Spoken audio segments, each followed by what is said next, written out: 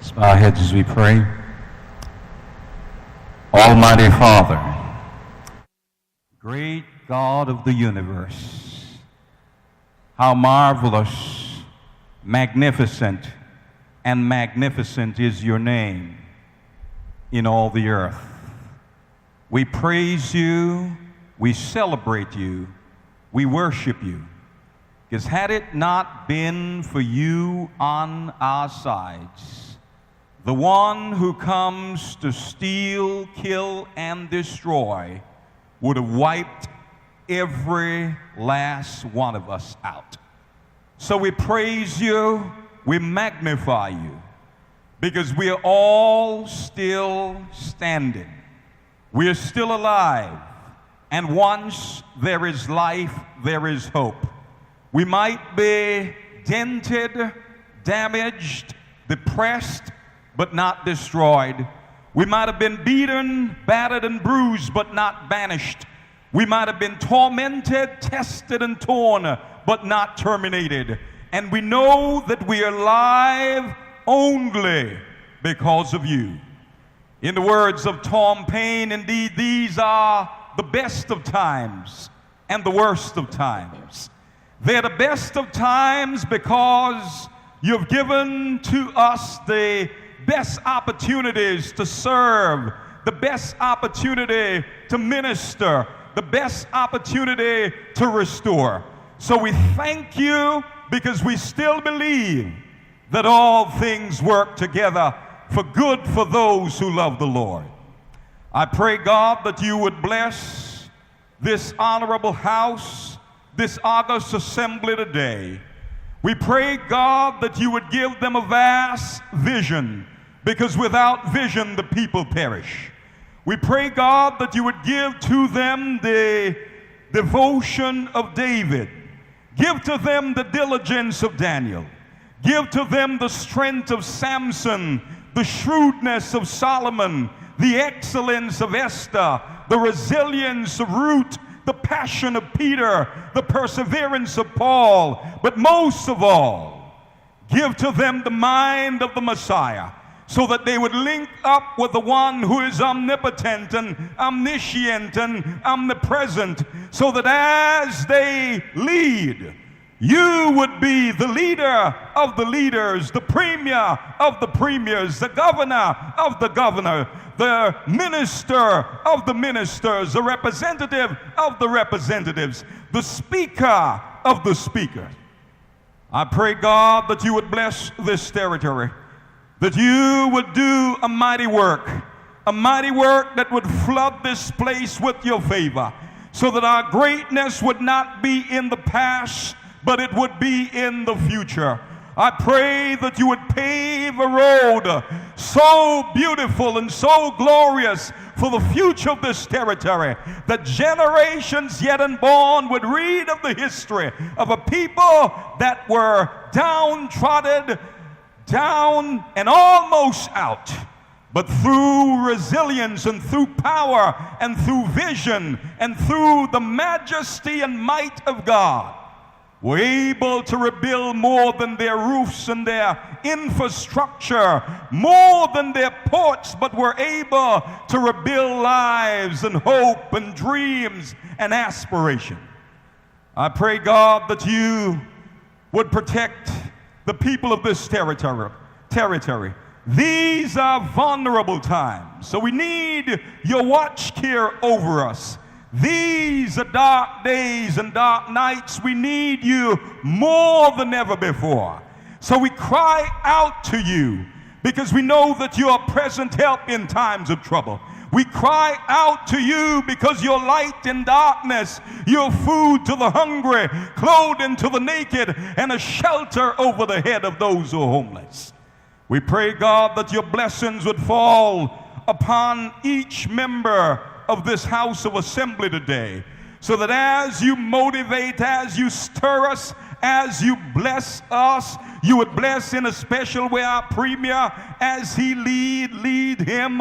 We pray that you would bless of the speaker as she leads out in this house, in this meeting today. Bless the leader of the opposition. Bless the opposition. Bless the minister of education as he seeks to get back with his ministry, the education plan to stand in. Bless the minister of works and natural resources as we seek to rebuild the infrastructure of this territory. We give all things into your hands.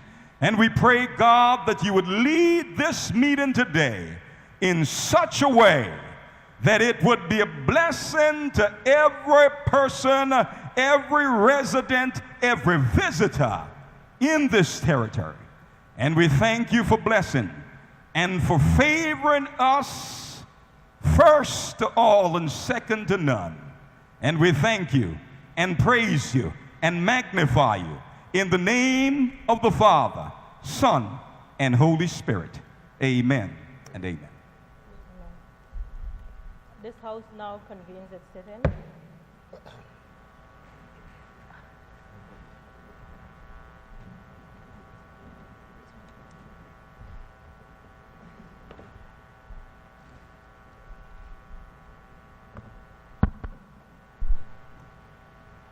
Item number 2, announcements by the Speaker.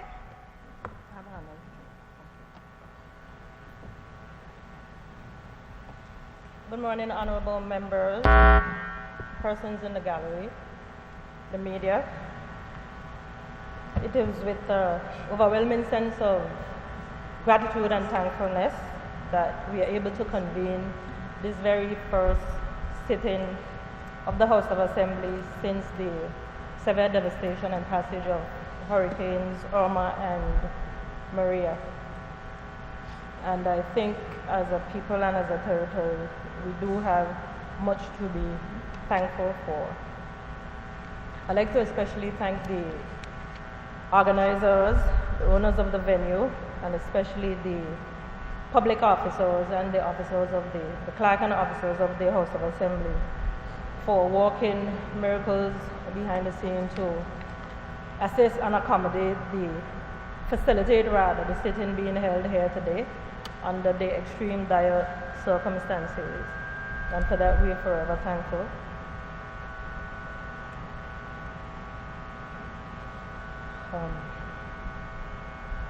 It's extremely warm in here today, so I'm going to give permission for honorable members to relax, and you can remove your jackets and your ties because it's extremely warm. But it's going to be a long road to recovery for all of us, but I think with God's help and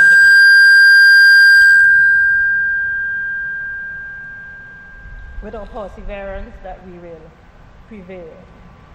We are indeed our brothers and sisters keeper, and that is more evident now more than ever. And I'm just asking all of us to just unite so that we can rebuild the territory together, and with God's help we shall be able to do so. Thank you. Members, you can remove your jackets and your ties to make yourself more comfortable under the circumstances. Madam Clerk. Item number 3, statements by ministers. I recognize the Honorable Premier and Minister of Finance, who will deliver a statement.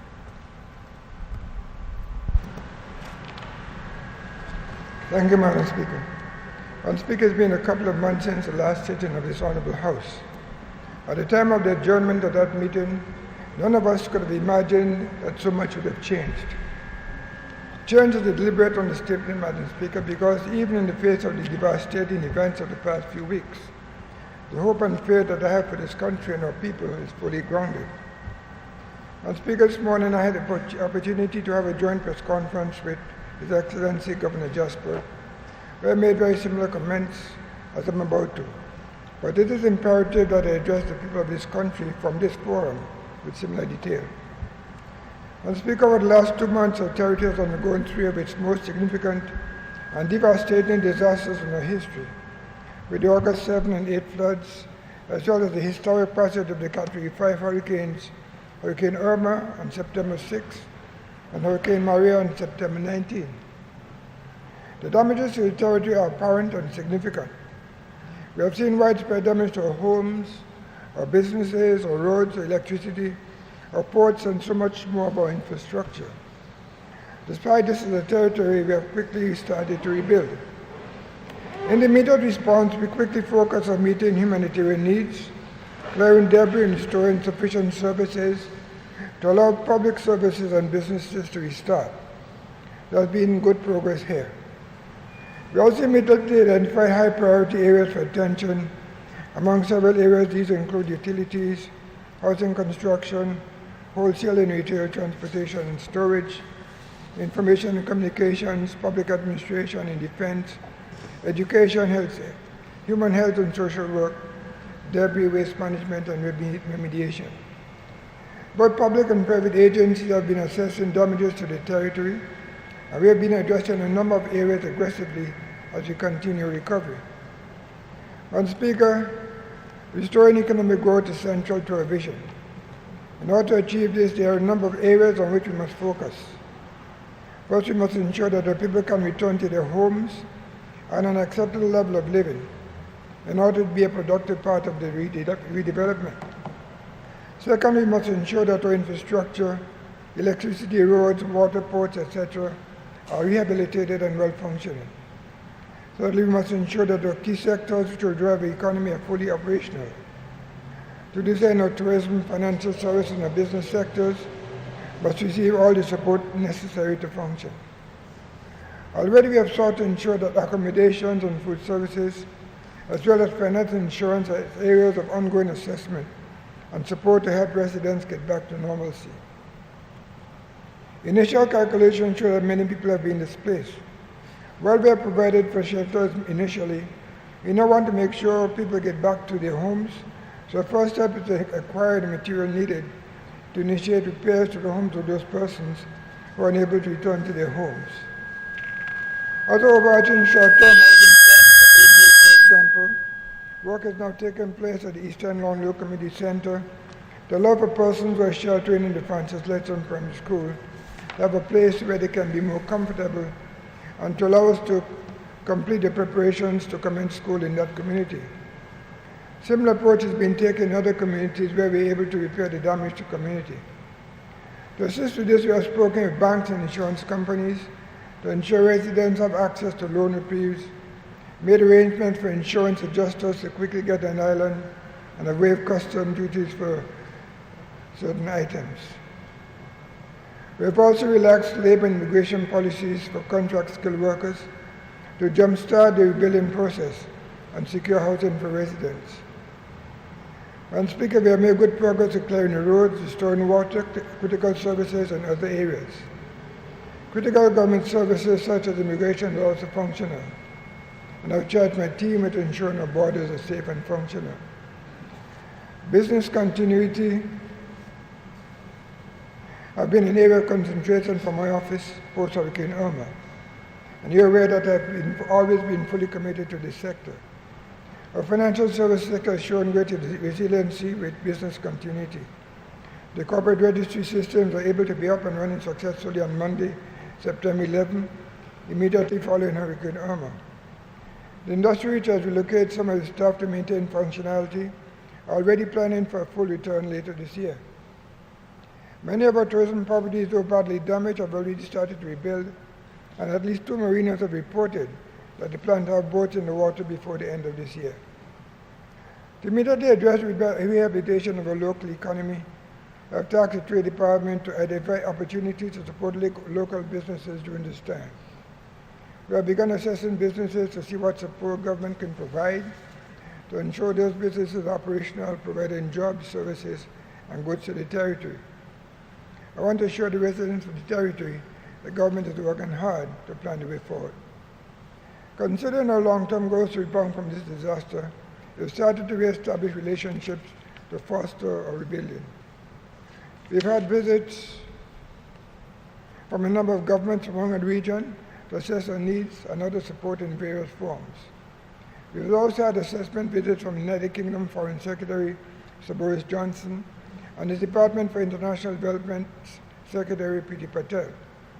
The board have had opportunity to see firsthand the damage caused by the hurricanes and the financial support that will be needed to rebuild the Virgin Islands. I've stressed to them that we need the UK's full support to help the territory recover from this event. Significant and sustained financing will be required to enable the territory to put in place the physical and environmental components necessary for individuals and businesses to drive the economic and social recovery needs for future growth. As we move from response to recovery, we have to put in place a task force focusing on restoring economic growth and ensuring that the social needs of the people are met. As we consider plan moving forward, I look forward to a public dialogue as we seek to rebuild an even better Virgin Islands. Madam Speaker, I want to end on an important final point. There were some challenges initially, which with the help of the UK regional partners we quickly addressed. As you know, we also put in place a curfew under the state of emergency. His Excellency and I, along with the Cabinet, have discussed the end of the state of emergency, but have agreed the need for a curfew to remain in place. To this end, later in today's proceeding, we'll consider the Curfew Act. Madam Speaker, I'm extremely pleased that the country is getting back to business. Being here today in the House of Assembly is a strong testament to the resiliency of our government systems. The territory on all fronts have exhibited great levels of resiliency. Businesses are coming to life, people are finding their way, and government is supporting them. Madam Speaker, I want to recognize and thank the men and women working and volunteering with the National Emergency Operating Center, as well as the essential service personnel for their tireless and hard work. Also, Madam Speaker, I'd like to thank all the members of this House, ministers, and district representatives for all the work that they've put in assisting with the immediate work of the immediate emergency, and also now with the rebuilding effort. Finally, I want to thank the people of the BVI for their strength and hope, and may we all continue to remain BVI strong. Thank you, Madam Speaker. I thank the Honourable Premier and Minister of Finance for delivering your statement. Are there any more statements, Ministers?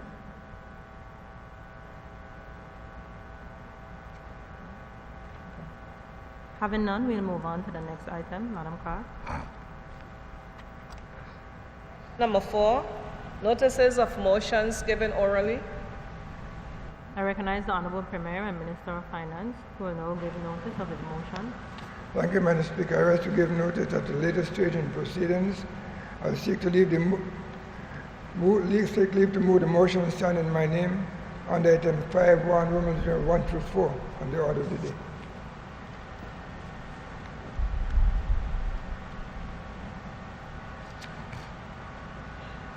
Thank you, Honourable Premier and Minister of Finance, for giving notice. Madam Clerk. Public business. 1, government business. We'll now deal with the introduction and first reading of the bills. I recognize the Honourable Premier and Minister of Finance, who will move a motion. Thank you, Madam Speaker. I move that leave be granted to introduce the following bills standing in my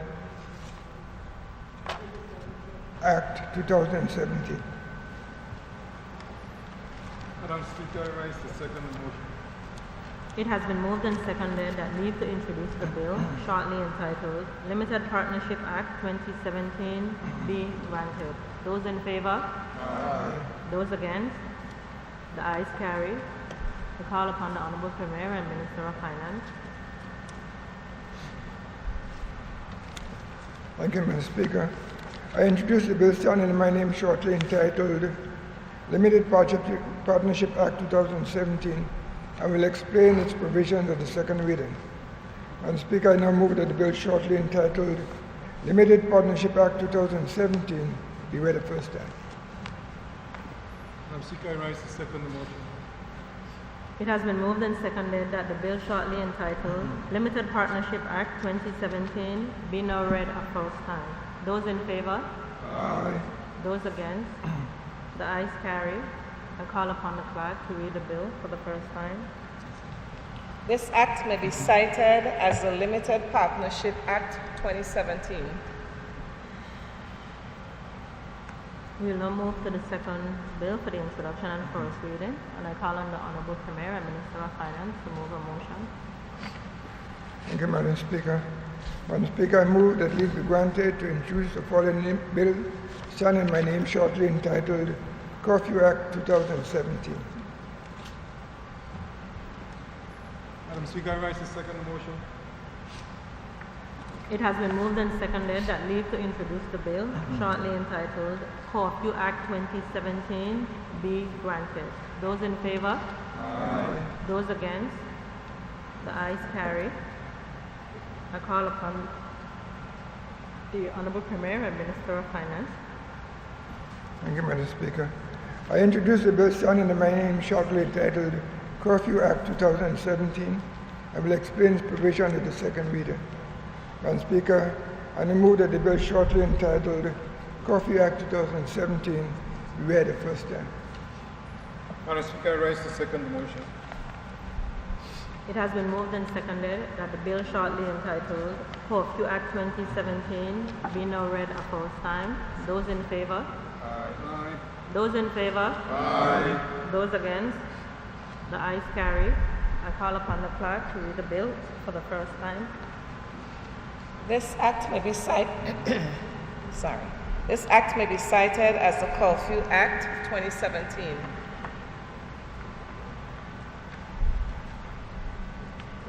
Thank you, Madam Clerk.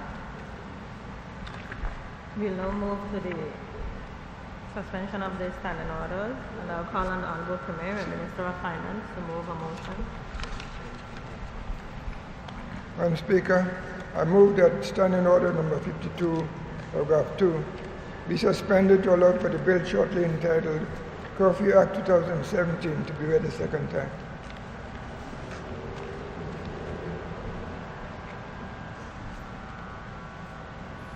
Madam Speaker, I rise to second the motion. It has been moved and seconded that standing order number 52, subsection 2, be suspended to allow the bill entitled Curfew Act 2017 to be read a second time. Those in favor? Aye. Those against? The ayes carry. The motion is passed.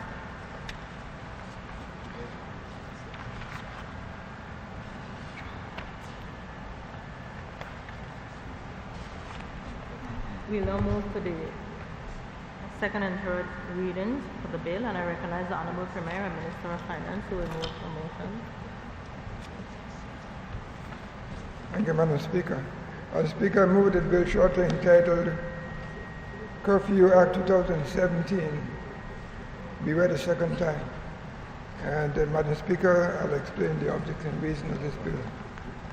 Madam Speaker, on the evening of the 6th of June, just after the passage of the initial passage of Hurricane Irma, when it was realized and determined that severe devastation had occurred in territory, it was determined at that point, Madam Speaker, that the state of emergency should be put in place. And the governor consulted with myself and the other members of the cabinet, and we all agreed, Madam Speaker, that it was prudent at that time. Sorry, Premier, not the 6th of June, 6th of September.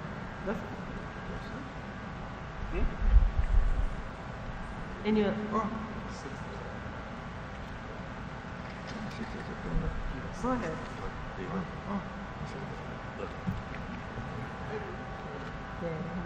Thank you, Madam Speaker, for that correction. It would be in the 6th of September that our hurricane passed. It was the evening of the 6th of September that the governor conferred with myself and the other members of the cabinet, and we all agreed that it was pertinent at that time that the state of emergency should be put in place because of the kind of devastation which occurred in the territory. Mr. Speaker, the Constitution calls for that once a state emergency is put in place, that it should last for 14 days, and there is a possibility for its renewal for another 14 days, Mr. Speaker. If there's a necessary for it to continue beyond that, then the House of Assembly must make that decision about this continuation. Mr. Speaker, following the hurricane, as we have said in time again, all the members of government, all the ministers, the emergency operations, everybody got to work and quickly started working, trying to get the country back up to normal. One of the early things that were being done, of course, was the clearing of the roads so there could be traffic, so that traffic could be passed to allow for other things. The BVI electricity team to start their work in restoring power to the territory. Because, Madam Speaker, we knew that restoration of power was one of the most significant things that we had to do to get the business community up and to make the lives of the residents more acceptable in the territory. But, Madam Speaker, we also know that we didn't really want the state of emergency with all it implies to continue indefinitely.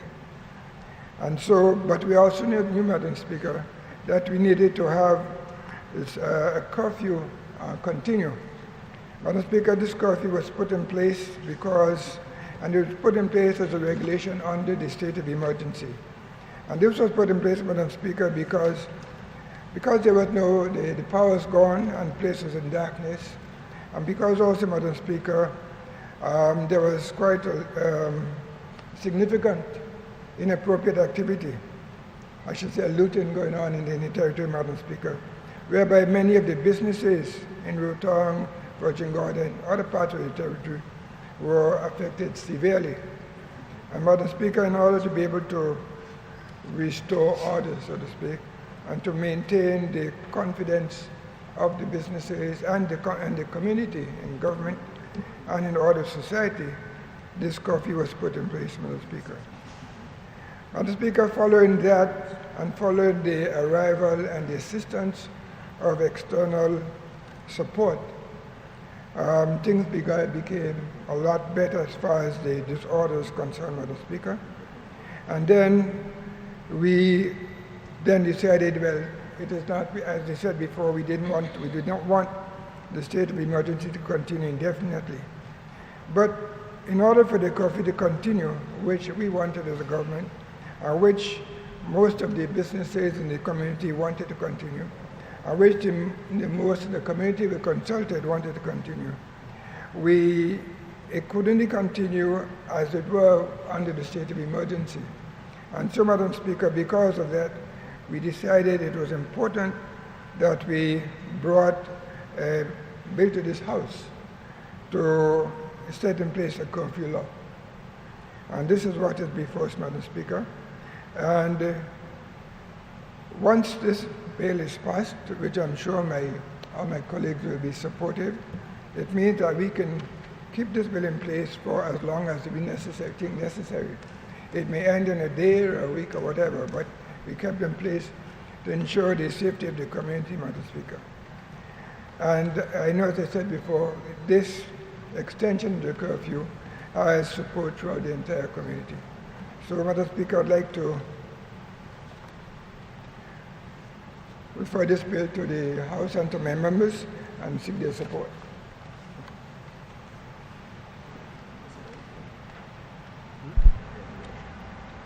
Thank you, Honorable Premier Minister of Finance. Can we Madam have a Speaker, I second? rise a second and I reserve my time for a later time in the proceedings. The floor is now open for debate. I recognize the Honorable Minister for Education and Culture. Madam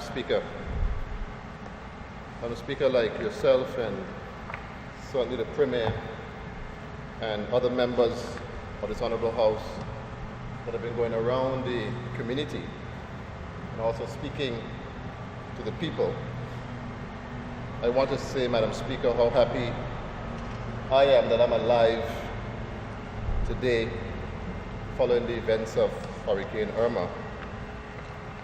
Madam Speaker, we had a few deaths during that time, and I want to certainly express my condolences very early to those persons. Madam Speaker, it's interesting that you can go to bed if you slept with everything intact, a perfect country in many respects, and the next morning you wake up, you go outside, and you wonder if this is the same country that you saw the day before. And it's very difficult for many persons, Madam Speaker, to adjust to what has happened. But in the context, Madam Speaker, of the bill that is before us, some good things came out from our people, the people of the territory. You saw, Madam Speaker, persons who, even though their house was damaged, they took in other persons to live with them. You saw the kindness of the people of the Virgin Islands.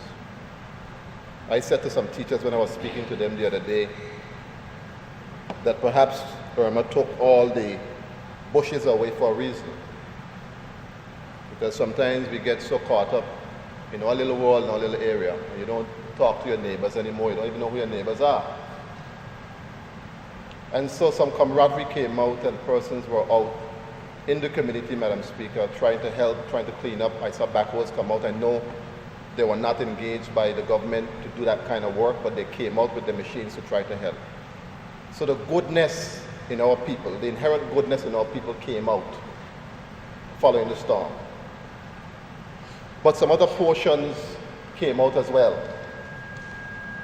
that were not very good. And as a community, Madam Speaker, we have to show our stiff contempt for some of the things that happened after Hurricane Irma. The looting, Madam Speaker, of businesses. That is not who we are as a people of the Virgin Islands. That is not our behavior. That is not our conduct. That is not our culture. That is not our heritage. And that ugly behavior was on display moments after the passage of that hurricane. And I've said it before, Madam Speaker, and I'll say it again. Anybody who have any pictures of anybody looting, give it to the authorities. And the authorities must move swiftly to show the displeasure of the people of the Virgin Islands with this kind of behavior. I see people going with TV. You ain't got no roof, you ain't got no current. Where are you going with TV? What are you going to do with it? Your teeth in a bag of flour, where are you going to need the flour? Everything in your house gone. There's no need for that kind of behavior, Madam Speaker, in the territory. And so this is one of the reasons why, Madam Speaker, that we have to look at maintaining law and order in the country. And so the curfew was a very essential and is a very essential part of this, Madam Speaker.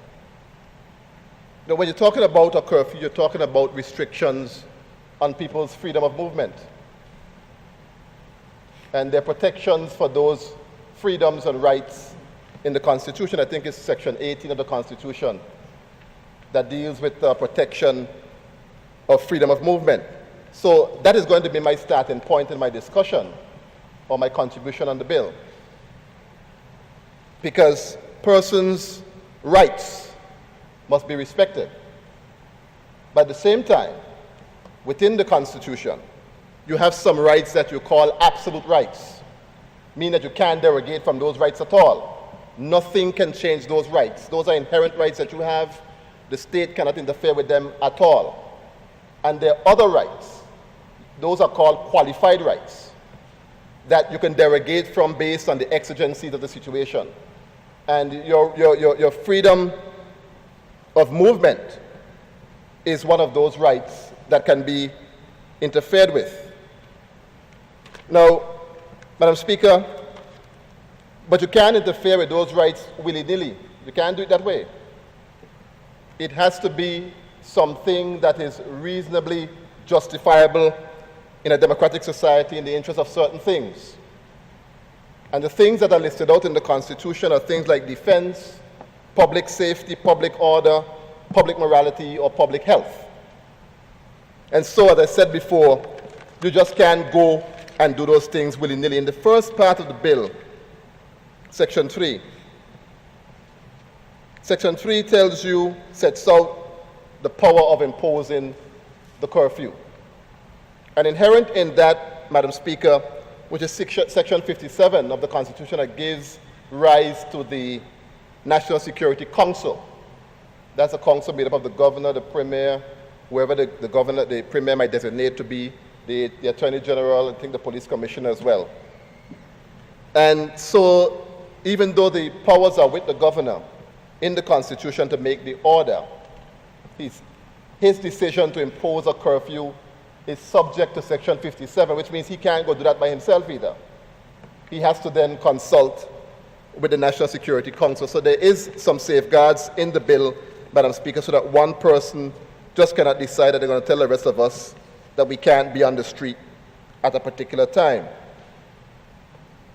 Now, Section 3 of the bill says that the curfew shall not be imposed for a period more than 14 days at any one time. You can impose another one certainly after that.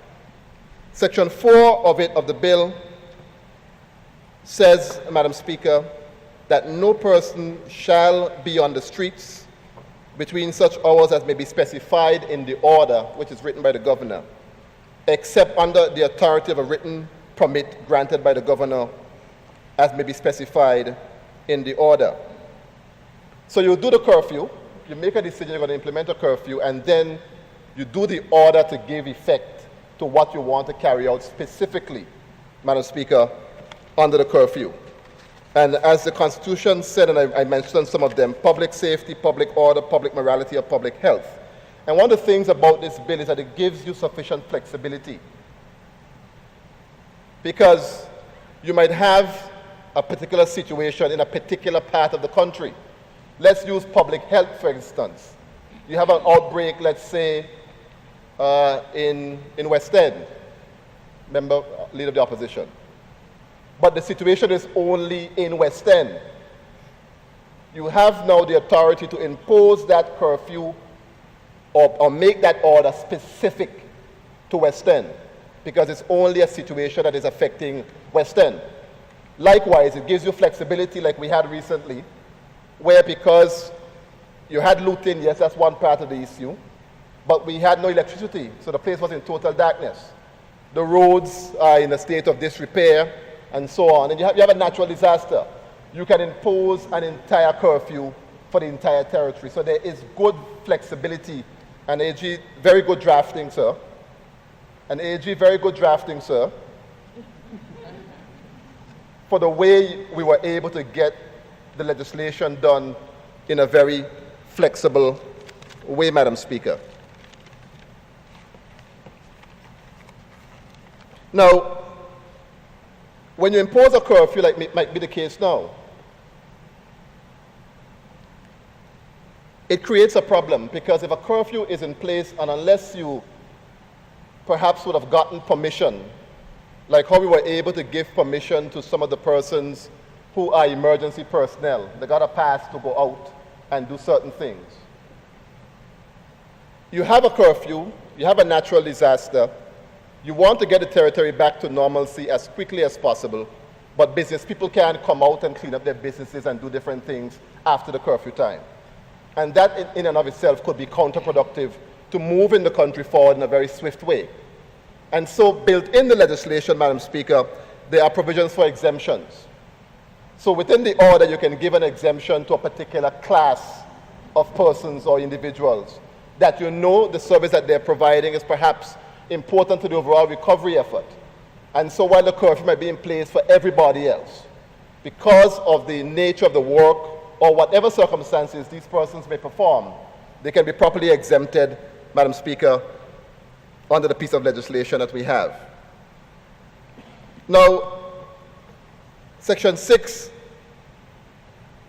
creates the offense itself, that on summary conviction, if you're found disobeying this, you have a fine of $1,000 or imprisonment to a term of 3 months, not exceeding 3 months, or both.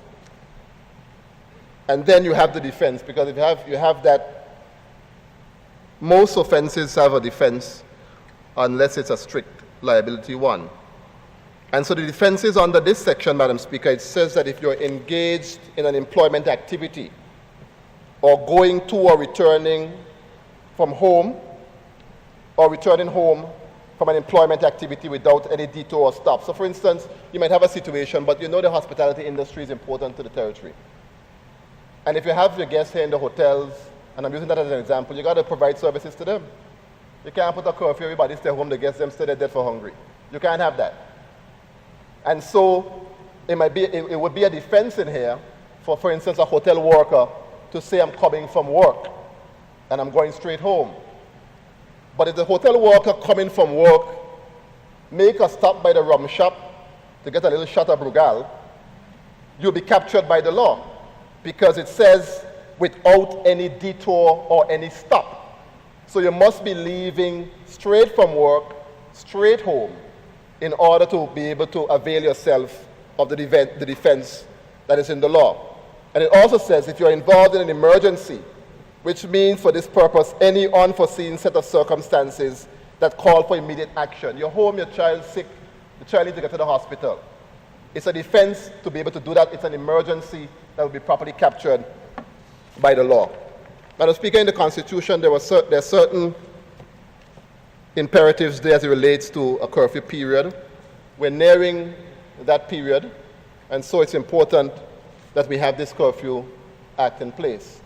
It is not the conduct of this Honorable House to do 3 readings at one time. You know that, Madam Speaker. That's only reserved for emergency situations. And so the Premier, as the leader of the country, had to do this way so that he can ensure that we maintain law, order, and safety of the people of the Virgin Islands. Madam Speaker, thank you very much, and I am in full support of the Curfew Bill 2017 before us. Thank you, Madam Speaker. Thank you for your contribution, Honorable Minister for Education and Culture. I recognize the Honorable Junior Minister for Tourism.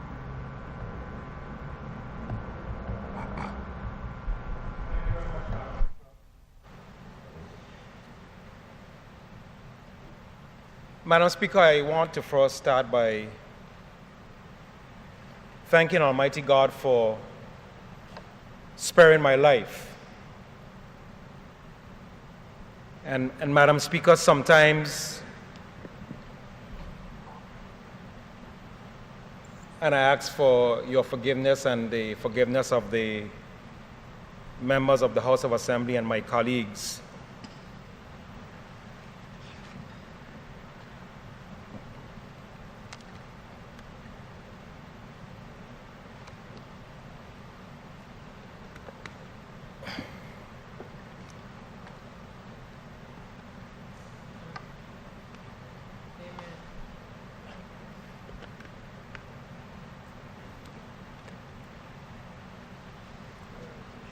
Madam Speaker, sometimes it's extremely tough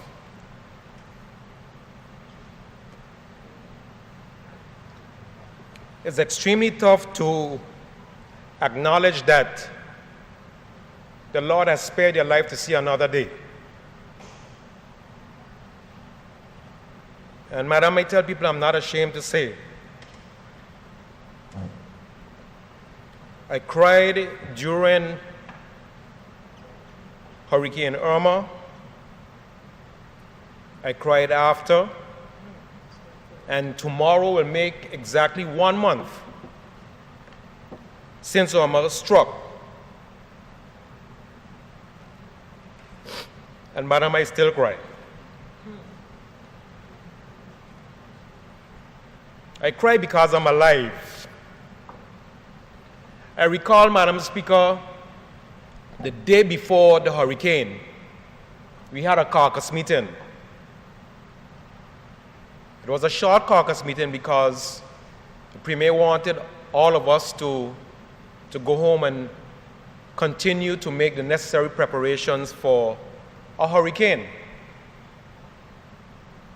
It was forecasted to be a very dangerous hurricane. It was forecasted to pass north of Anegada, and it was forecasted to be a very devastating hurricane.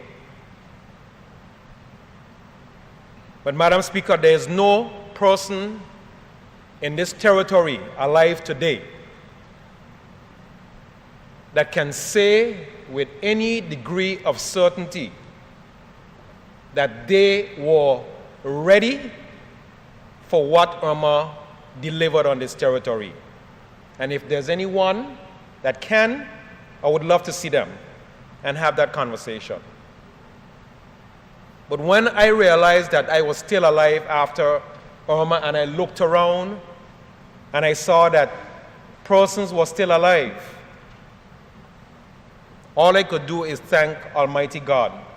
And madam, I never prayed so much in my life in one particular period of time. I confessed to God all my sins, asked for His forgiveness.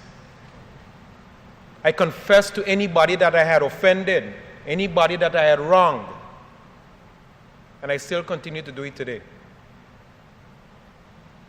Irma taught all of us a lesson in humility,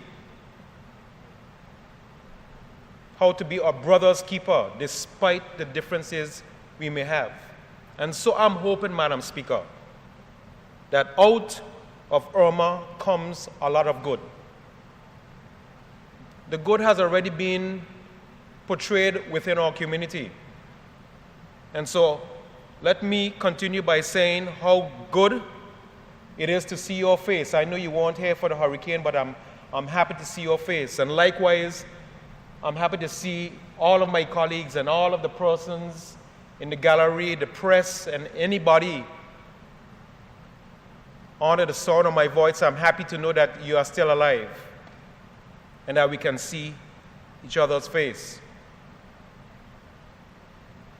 Madam Speaker, as my colleague, the Minister of Health indicated, and let me just for the record say, the Minister of Education, let me just for the record say that I also stand in support of the Curfew Act of 2017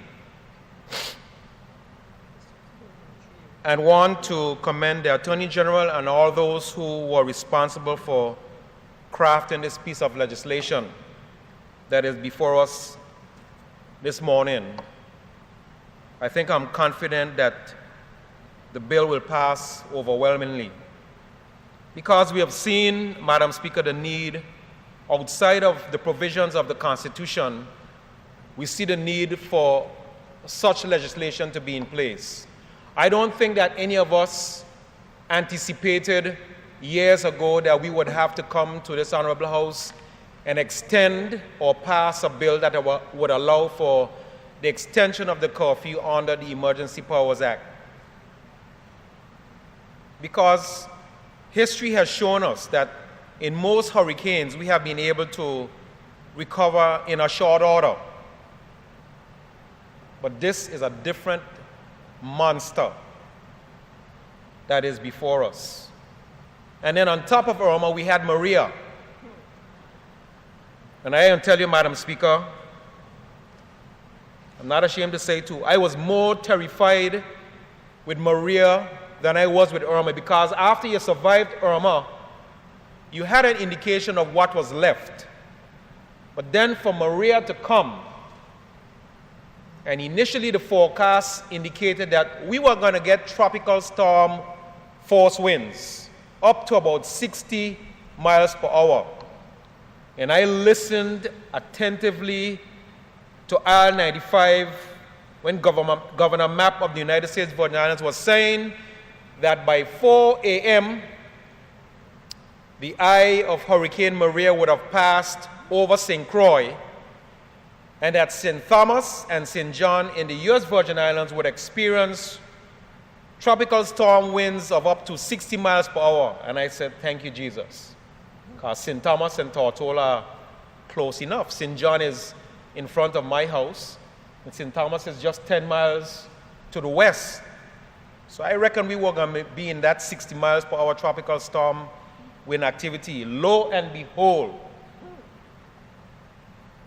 I am not sure exactly what the winds were calculated for us, but they were hurricane force winds.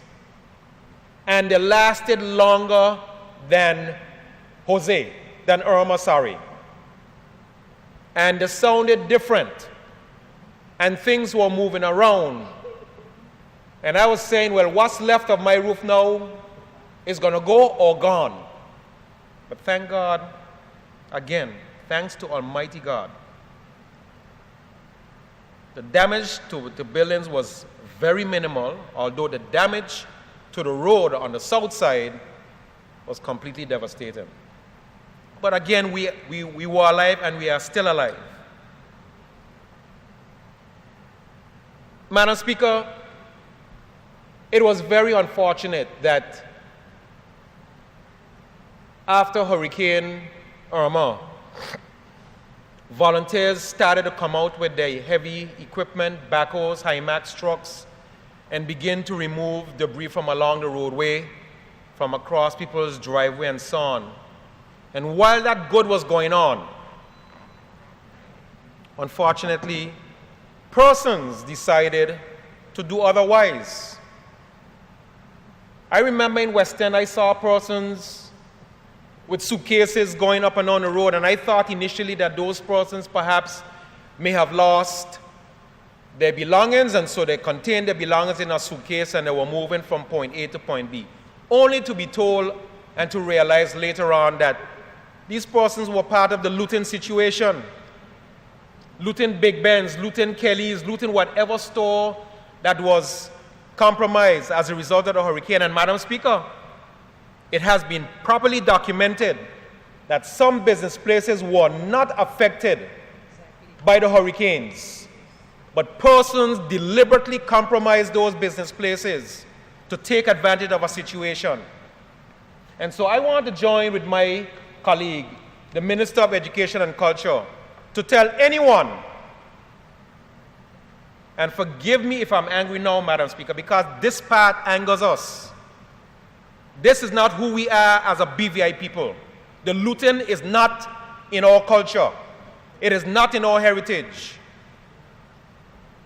Anybody who has footage, evidence, documentation of persons seen looting at any business place, any home, anywhere, provide that information to the police. And if you feel you want to provide it in confidence, provide it to your Minister of Gospel, Minister of Religion, member of the House of Assembly, Justice of the Peace, anybody that you have confidence in. That information must be provided, because you hear of stories of persons leaving the territory now and they can't account for the items they have in their luggage. There's no receipt of how they acquired what they have. Brand new items. And then I heard yesterday of a container at Port Purcell, a 20-foot container going to a particular destination full of appliances and all sorts of goods. And the person could not tell customs how they acquire these items. This country has looked after thousands and thousands of persons, including us, the taxpayers. And we now find it convenient to rob, steal, and in some instances destroy it. So I have no sympathy for what this piece of legislation and whatever any existing law does to persons who are involved in those kinds of activities. It is not right, it is inhumane, and it's unjust. In these times that we are living in, we are now living in tough times. Thank God the times will get better, because as a people we have always put our head and our thoughts and our minds and our hands to the till, and we will rebuild. But Madam Speaker, we got to be careful who we're rebuilding with.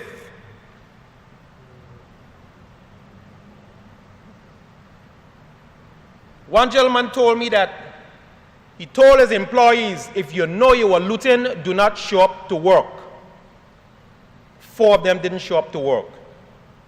That's how serious some people have gotten with the looting. You have persons seen taking crates of motor oil out of a business place and they don't have a vehicle. Where are you going with it after the devastation of a Category 5 hurricane? Where are you going? What vehicle are you going to put it in? Madam Speaker, 9 out of every 10 vehicles is destroyed or damaged. 9 out of every 10 buildings, home, structures, damaged or destroyed. where are you going with these items?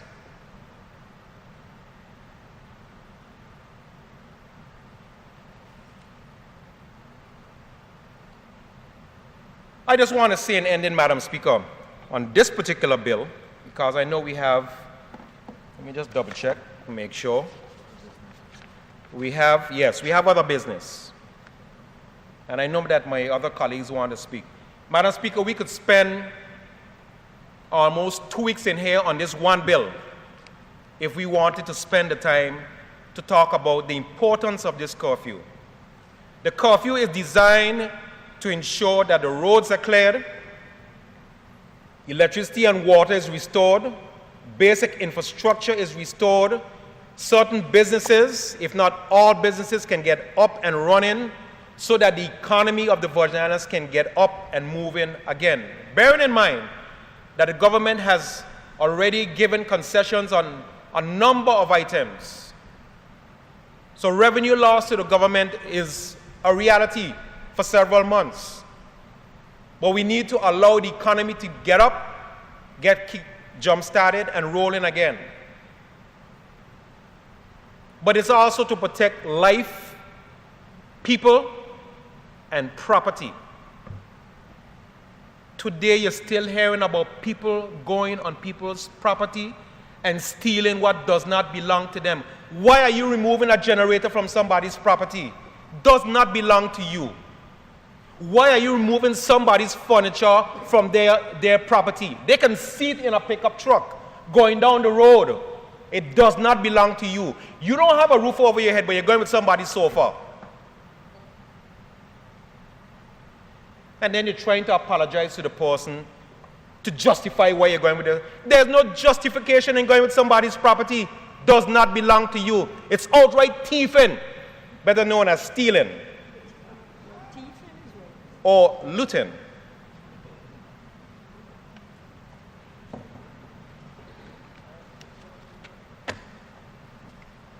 We are trying. You see the level of hope within all the communities, from Anegada to Jos Van Dyke. You see people trying to tidy up their property, madam, something that they constantly talk about. So we have an opportunity to move all old rubbish and derelict vehicles and items from around our property and along the roadside. We have an opportunity to make this country look pristine and beautiful again.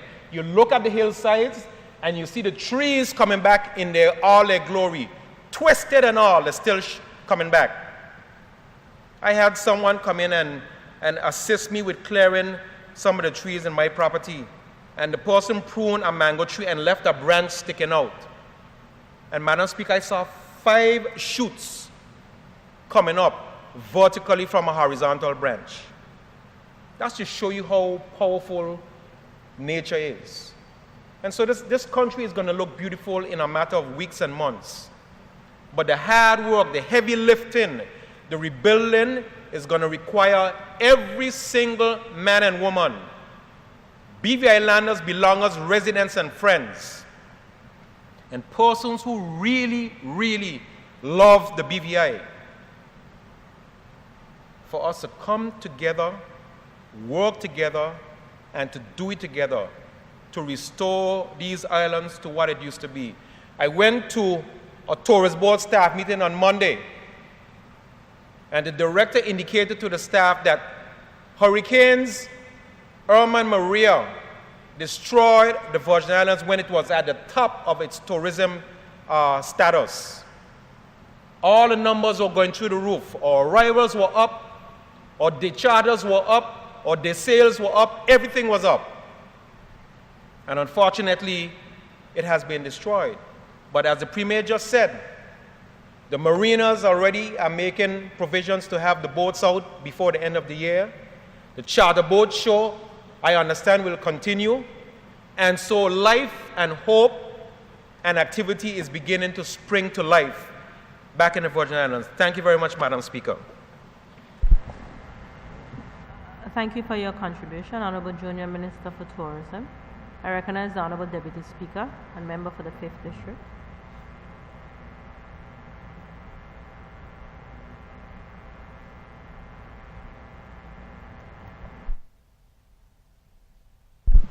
Working. Thank you very much, Madam Speaker, for giving me the opportunity to make my brief contribution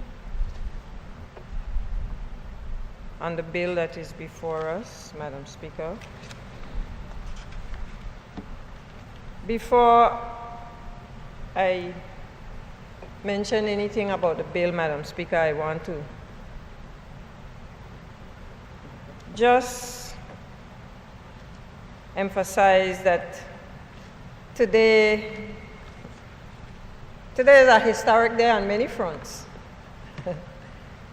Who would have known that this 5th day of October in 2017, we would be standing in Duff's Bottom in a building in an arena called Save the Seed to conduct our 10th sitting, Madam Speaker, of the second house of the second session of the third house of Assembly. Who would have known? We would have no idea, Madam Speaker. It speaks to the fact that God alone knows the future, what the future holds. And Madam Speaker, this is this is after we have suffered in our territory 3 disasters. 3 big disasters, Madam Speaker. Because we cannot forget that on August the 7th, we had a flood. And it probably wasn't widespread throughout the territory, but it was a serious flood. And every business in Rotown can attest to that. Madam Speaker, the hillsides came down and the mud was waist high. And that is no joke, it's no exaggeration.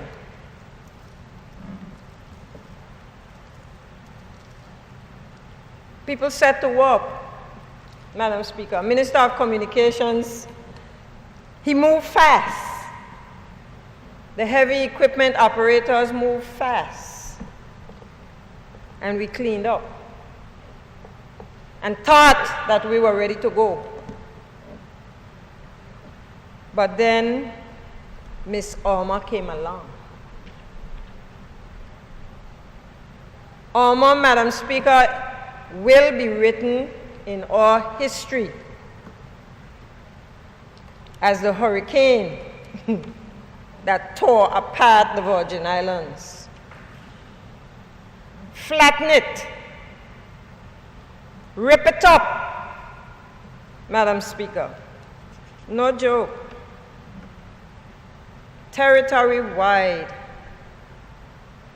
so much was destroyed. But thank God, Madam Speaker, we are alive. As the hymn writer says, and are we yet alive to see each other's face? So indeed, today we should give praise to God, our redeeming God, Almighty God,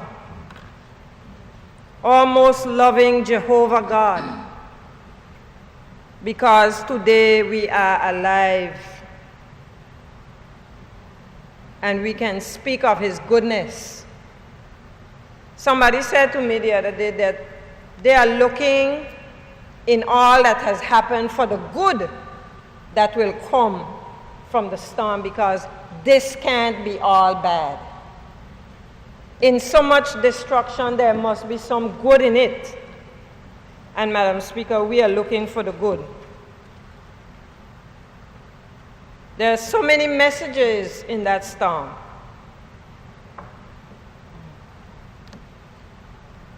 And so today, Madam Speaker, we are here and we are about to pass a special bill dealing with curfew, a bill that would make arrangements for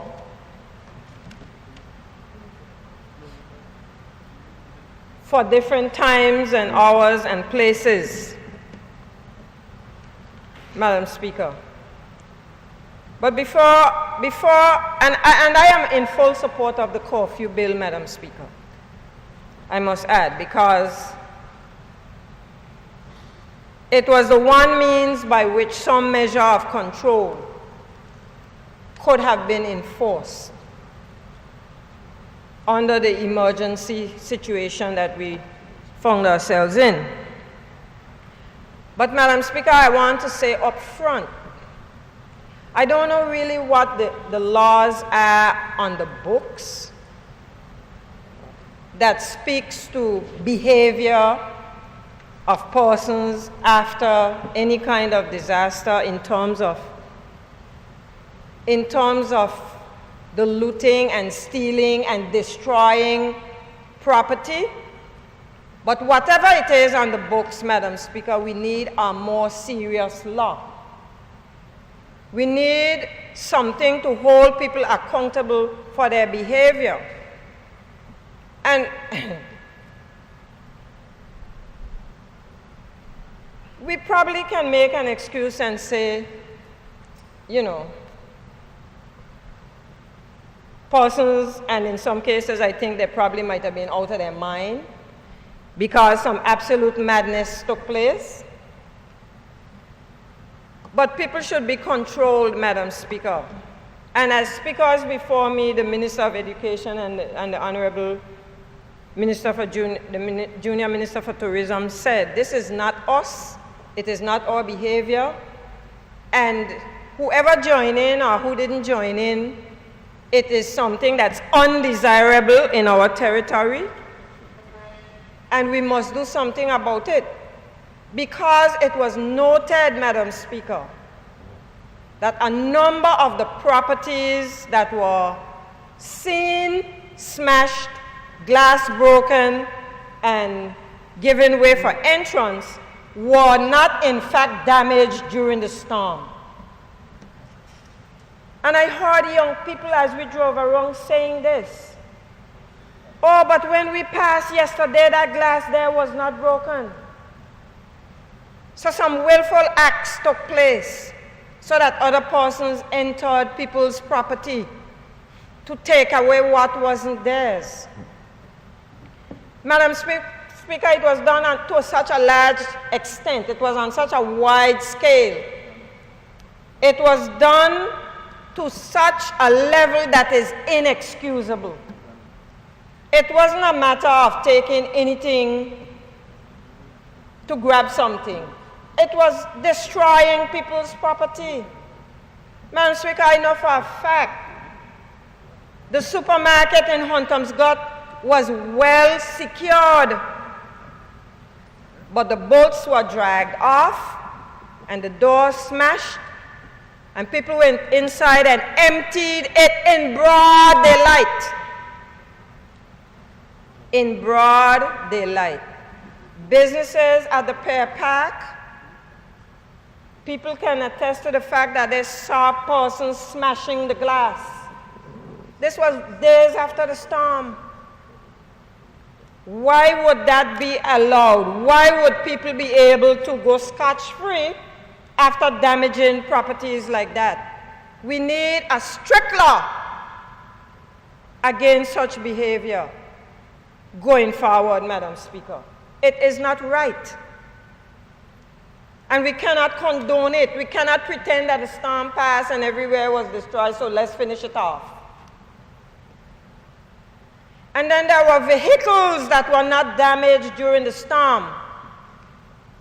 And those vehicles were also damaged. And parts stolen. Tires taken off. Gas taken out. Radios inside, I don't know all the names of the parts, but they were destroyed. It was a state of madness. Yes, we have never had such devastation before, but we cannot pretend that it will be okay. Madam Speaker, and something else continues to happen. And I'm going to mention this because of the same curfew law that we are about to put through the House now. I don't know, we have to look at this very carefully, Madam Speaker, because we might put the curfew on in town, but over the hills and in the countryside, persons are not only going with generators, they're disconnecting people's gas tank and going with the gas. So I don't know that a curfew on in Rotown will solve the problem over the hill. We have to look at these things carefully, Madam Speaker.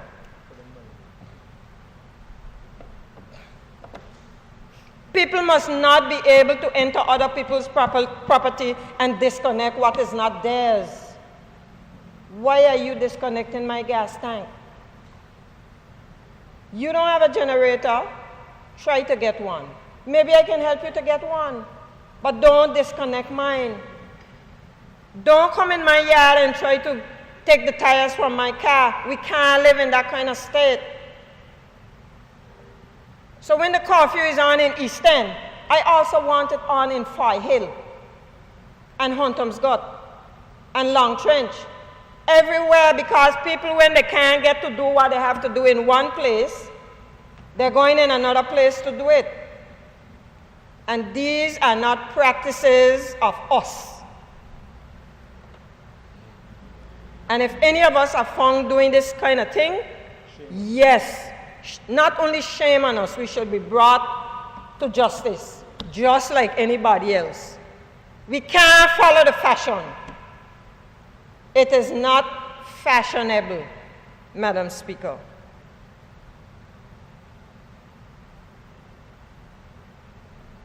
In broad daylight, as if it didn't matter. And yes, we saw quite a couple of suitcases around packing. I was present, Madam Speaker, I see right in town near Bolos and Bobby's. Endless people up in the man place taking what they want. In high daylight. Why? Why? You were hungry at that time? You didn't have food to eat? Madam Speaker, we have some serious situations. And God forbid, we're not wishing for another Irma. But we need to check ourselves. Sometimes you wonder if people are really people, if they're human beings. Madam Speaker. So, as we are about to put the curfew law in force, I want us to think seriously that there are so many scenarios that we can't make it light. And yes, other laws that speak to breaking and entering and stealing and taking, we have to upgrade those laws, Madam Speaker, because law and order went to an all-time low in the BVI. And in some cases, it's still happening. Still happening. And these are things that we cannot accept. Madam Speaker, our curfew law wasn't as rigid as our neighbors. In some countries, in some places, and our neighbors, the hours were much shorter. And it really doesn't feel good because all of a sudden you realize how short a day can be. First of all, everybody's pushing, the traffic is going nowhere. You can't get in the supermarket when you get there because the lines are so long. Don't try to go to the gas station because you're going to get near there. Then the gas station's limiting you as to. I spent more time in the line waiting to get gas, only to be told that I could only buy $20 worth of gas, and I had burned more than $20 waiting trying to get to the pump. So there are some little ticklish issues in between the lines, Madam Speaker. But all in all, I am in support that there must be regulations. We have to regulate things. But sometimes, according to how tight the regulation is, it creates more problems. But thank God we have passed that phase. And we are now on to something else, and we are rebuilding. I want a Minister of Communication to know that finally the huge pile up in my area up there, it isn't gone yet, but they've started to remove it. And this morning there are quick cleanup crews on the Long Trench side, because Long Trench and Fire Hill always seem to be the last. I was saying, Lord Jesus. Because she always in the first group. But we always seem to be the last behind there because the road was just the way Irma left it, with all the stuff on the side. And I want to ask and urge and plead while I'm on my feet talking about this, to encourage persons, whatever help you can do. I've said it before, this is our community. We have to clean it up. So if you can lift up 2 pieces and help make a pile, do what you can do. Don't wait for the government, because no amount of money can pay to clean up the BVI in a jiffy. I said it before and I'll say it again, it's going to take not only weeks or months, but it's going to take years. But the good thing is we are seeing the effort. We are seeing that some areas are cleaned up. We are seeing the trees with green leaves. And so there's a lot of hope, Madam Speaker. And we look forward to Almighty God as He continues to bless us. Thank you very much, Madam Speaker. Thank you, Deputy Speaker and Member for the 5th District, for your contribution to the debate. Do we have any more contributions to the debate? I recognize the Honourable Member for the 2nd District.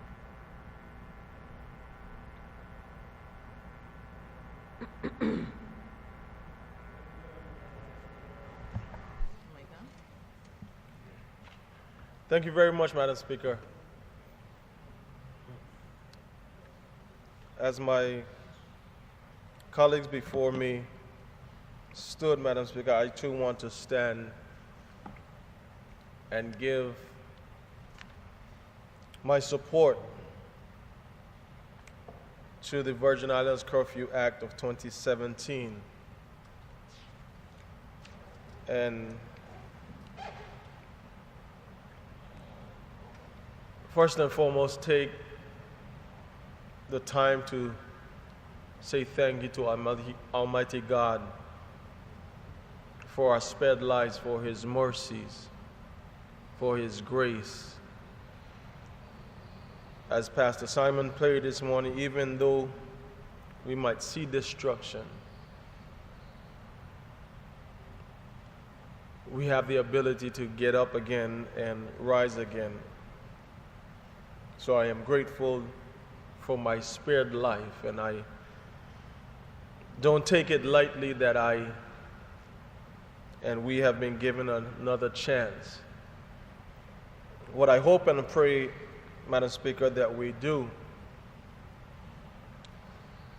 is not rush to go back to the same habits, is not go and try to get things back to what we call normal as soon as possible, and it's not done in the right way. Even though we want to build back this territory, even though we want to get back to a place of comfort. I think both Maria, Irma, and the floods prior to both of them have been a message directly from God that we need to humble ourselves, that we need to put aside our pride and put aside this self and this me attitude, and it's all about me and it's all about I, and now we are forced to look at it in a way that it's about we as a Virgin Island people. Madam Speaker, my colleagues before me spoke about the issues surrounding what happened after the passage of Irma and even Maria in terms of the disorderly conduct of the residents of this territory. I'm not going to single out any grouping because, as the Bible declares, let him who is without sin cast the first stone. As a Virgin Islands people, the people that are residing in this territory, both belongers and non-belongers, all participated in these grievous acts. But then upon reflection, Madam Speaker, it allowed me to compare what was happening to what actually happened. And I think the reality for us is we have to acknowledge what happened. We must acknowledge that the floods happened and we started to clean up. And then Irma came and brought devastation. And not just in one single part of the Virgin Islands, throughout the entire territory of the Virgin Islands. People lost their homes. Some people lost their lives. Families lost their loved ones.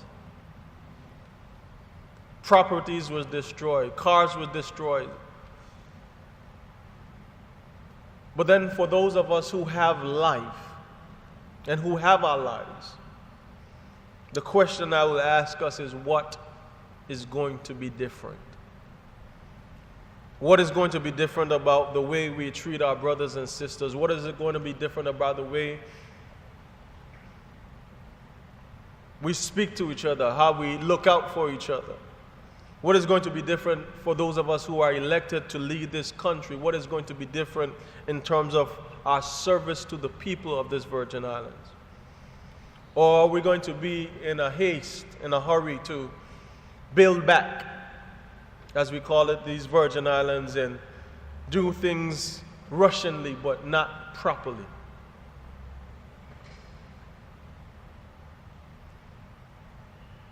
The curfew legislation, Madam Speaker, allows for order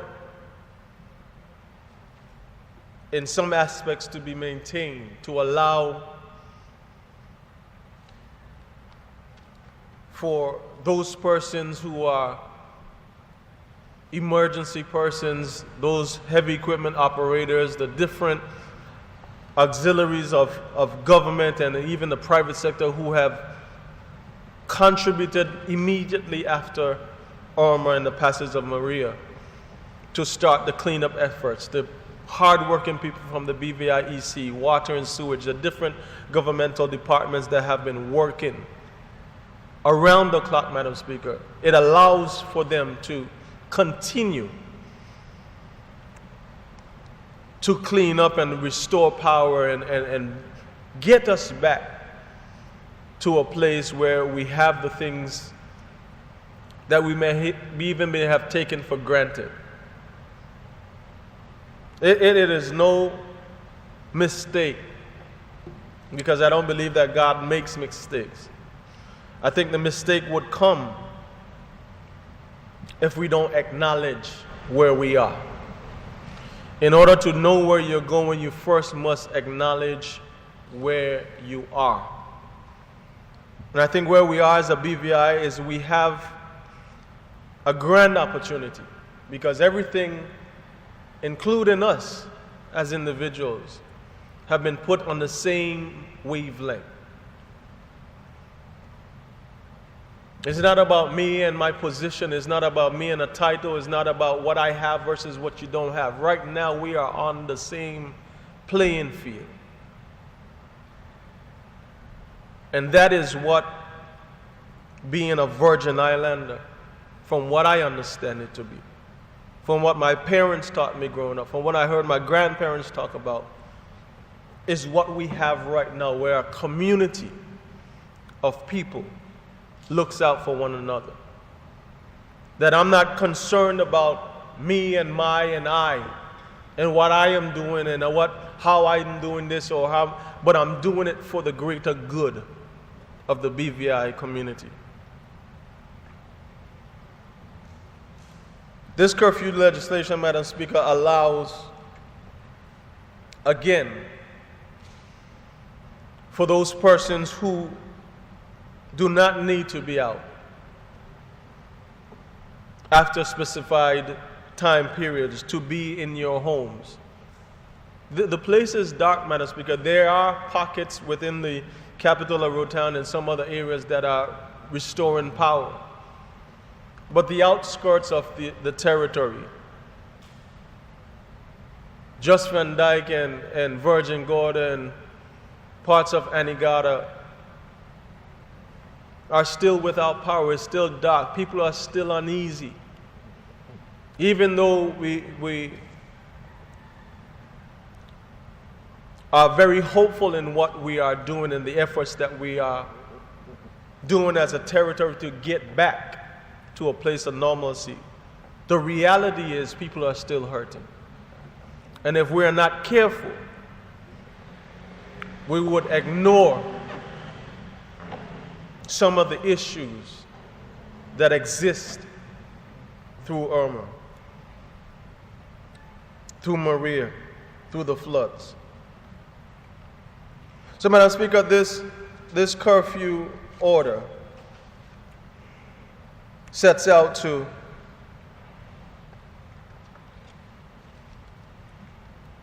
in Section 4, it says, where curfew is imposed under Section 3, no person shall be on the streets between such hours as may be specified in the order, except under authority of a written permit granted by the governor, as may be specified in this order. So the way the law is written, Madam Speaker, it is not just to be a general curfew, because I understand even on Anegada and Virgin Gorda in some instances, and even on Just Van Dyke, we didn't have the reports of looting and such disorderly conduct. So it allows now for, as the Minister of Education pointed out, if there's a specific need to have a curfew instituted in a specific part or area of the country, we can do so. But once the order is given, Madam Speaker, I think one of the things that we have struggled with in this territory, and again, we have an opportunity now to get it right, is the enforcement of these laws that we are passing and that we have on the books. It's one thing for us as legislators to pass laws and to speak about them for hours and days on end. But now the authoritative bodies who are responsible for these laws, together with us as citizens of this territory, must abide by the laws, and the authorities have to enforce the laws. Because it's okay to say that there's a penalty of $1,000 for if you're found outside of the curfew, or imprisonment of 3 months. But then passing the law and somebody breaking the law, and whatever is on this paper, if it's not instituted or enforced, then we would have been wasting our time and spinning our wheels. So, Madam Speaker, as a government, as a citizen of this territory, I am in support of this bill. I'm asking the citizens, the residents of this BVI land, British Virgin Islands territory, to let us continue in the spirit that makes us Virgin Islanders, that we walk together, that we work together, that we be our brothers and sisters' keeper and speak out against the ills that are happening throughout this territory. Hurting people hurt people. I'll say it again, hurting people hurt people. Things don't just happen, they are caused. We must all get to the root of the issues, not just surrounding the curfew, but of this territory, and address them head on. This is the time that we have to rebuild this territory we call home. And as long as I stand and sit here and represent the people of the 2nd District and this territory, Madam Speaker, I am devoting my energies, my time, and whatever knowledge the Lord affords me, that we will do it right for this generation and those to come. Thank you, Madam Speaker. Thank you for your contribution, Honorable Member for the 2nd District. Before we take any more contributions, we'll take a very short recess. This House will now take a short recess.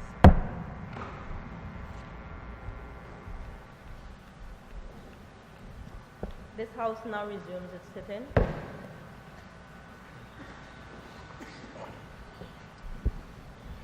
Honorable members, we'll continue with the debate on the Curfew Act 2017, and I recognize the Honorable Member for the 9th District who will make his contribution.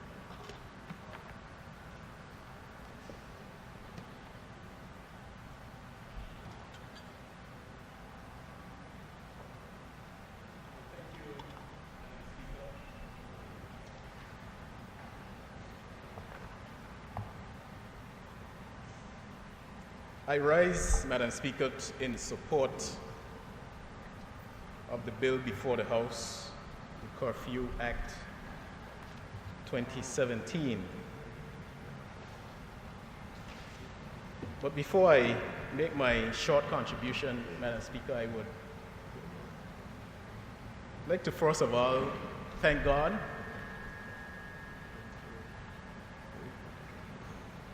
that I am alive. I want to thank God for my family. They're all safe.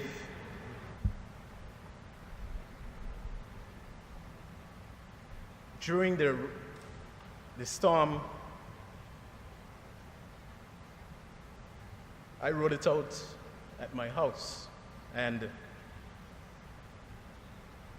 I used to think that I had a very strong house. In fact, it was built like a fortress, and I figured that it could withstand any storm. And during the passage of the storm, the first half of the storm, I should say, before the eye came, I turned to my wife and said, my house was still up, the roof was still on. And I said to her, well, is this all Irma has? I had no idea what was going to follow after the eye. And all hell and fury was rained down on me and the whole territory in the second half of that storm. Needless to say, I had to go run for cover. I had to go find the safest spot in my house, down in the basement of the house. Unfortunately, it stood up, and I'm alive. But that, Madam Speaker, to me, was the most frightening experience I ever had in my life. Because although I was in the basement of my house, almost built like a bunker, so to speak, the wrath of that storm caused the concrete walls to vibrate, and I was at a point where I was wondering whether I was going to stand up or not. Like the junior minister of tourism, I too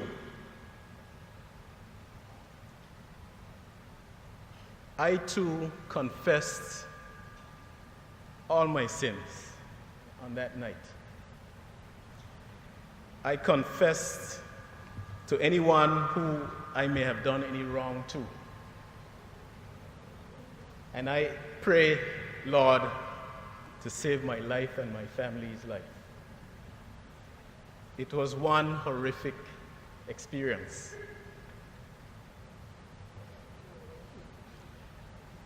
I don't think any of us here in the BVI, although we heard that Irma was a Category 5 storm, I don't think any of us expected what unfolded during that storm and even after.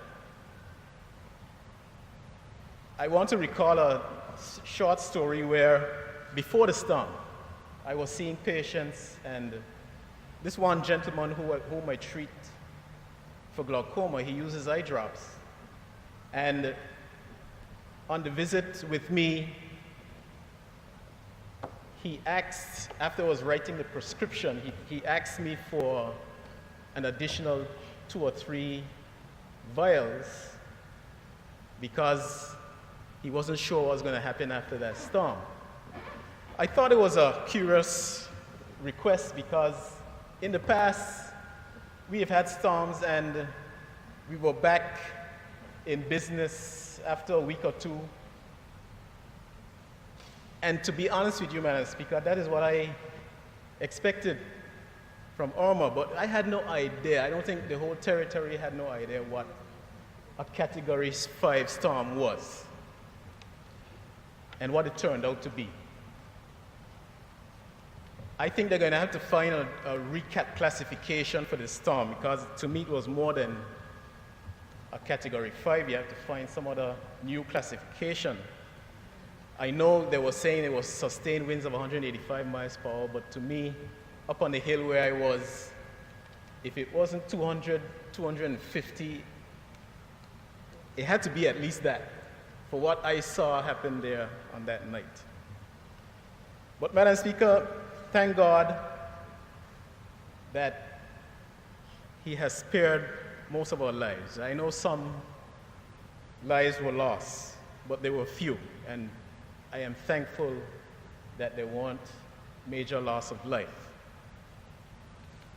But there has been extensive property damage all over the territory. And what has unfolded in the aftermath of the storm, where individuals raided business places and just pilfered whatever was available to them. Even stores that weren't damaged during a storm, they were well barricaded and they had no damage during a storm, but persons saw it necessary for whatever reason to break the doors and windows to get into the business places, and they helped themselves. This is not a culture that we're accustomed to here in the Virgin Islands. It has never happened before. We've had several storms in the past, and this has never happened before. And we as a people should not and will not tolerate such behavior anytime in the future. And it's for this reason, Madam Speaker, that I am supporting this Curfew Act. Because I see it necessary that we must put security measures in place. And I'm talking even before a storm arrives. We should institute curfew measures even before it arrives, and to a period necessary after. Every business place, almost every business place in the territory was affected. And I must make mention that it happened even in my hometown of Virgin Gorda. The supermarket, Buck's Supermarket, he has a store in the Valley Virgin Gorda and also one in North Sound. Buck's has been serving the community of Virgin Gorda for as long as I was a little boy. He not only served the community, providing goods, food and goods for individuals, but also he's a humanitarian. He's always come to a cause, whether it is to build something, repair the schools, or sponsor some basketball team. But he's always been involved and giving back to the community that he serves. And to see what happened to his stores, he was broken into not once, not twice, but 3 times. And this was the period after, 2 or 3 days after the storm. That time, the military had not arrived yet. There was hardly any security presence on Virgin Gorda. The place was in total darkness. And this is what has happened to Mr. Vanterpool's store. This sort of thing should never happen again. And to my dismay, Mr. Vanterpool told me that he was so despondent after what they did to his store that he's considering never reopening again. I can't blame him.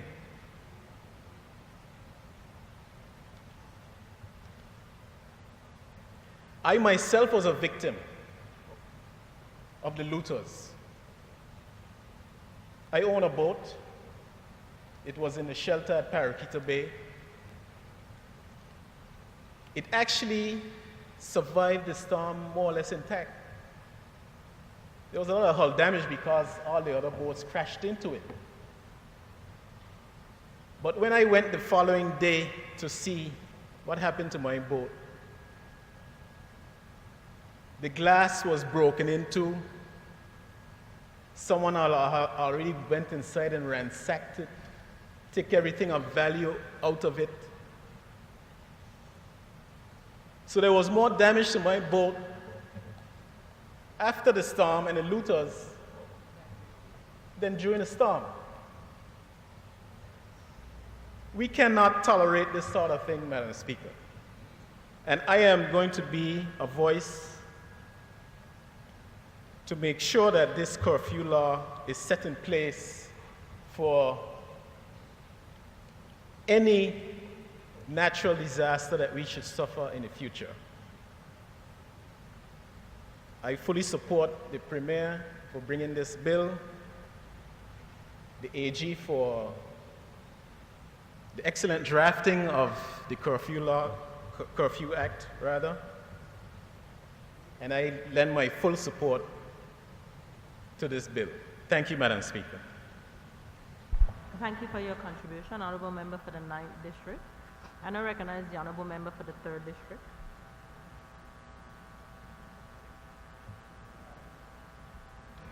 Madam Speaker, thank you.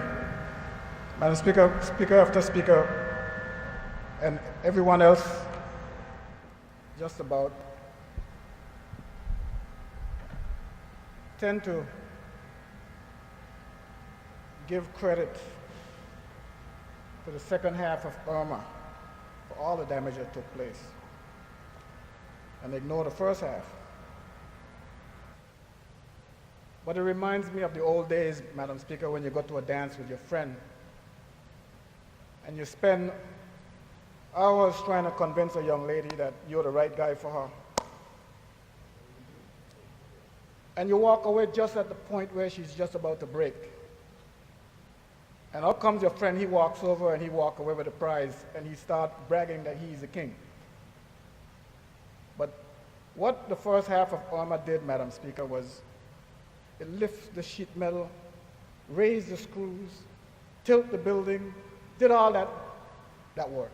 And up came the second half and just went with it. So Irma was Irma in totality. You did not survive Irma if you had damages. First half, second half, whatever it was, you did not survive Irma. Madam Speaker, it would be remiss of me if I was to come here, if you were to come here in my place, and I didn't say, welcome to the 3rd District. So pleased are we to be able to host the House of Assembly. For the 17 or 18 years I've been in the House of Assembly, Madam Speaker, this is the second time only that a regular sitting was held outside of the House of Assembly building. The first was done in Anegada. Madam Speaker, this facility is unique in that it's a privately owned facility and it serves the community big time. Not just for this.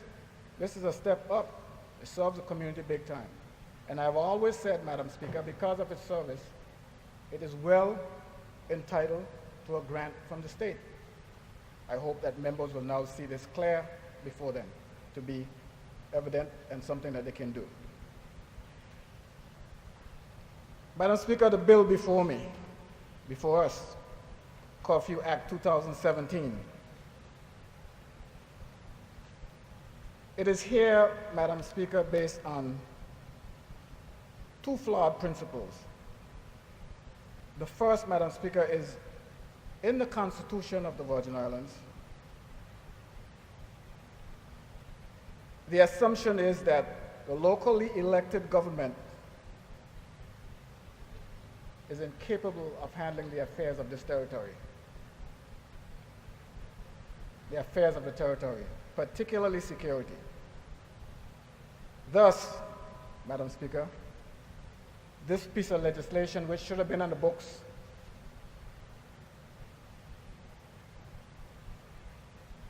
long time ago, was ignored.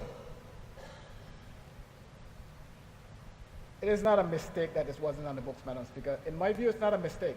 I think it was deliberate that it wasn't on the books. We have a law reform commission. We have leaders of the country. Why wasn't this on the books before? In my view, it is that only in the presence of a state of emergency there shall be a curfew, and therefore the absence of this bill.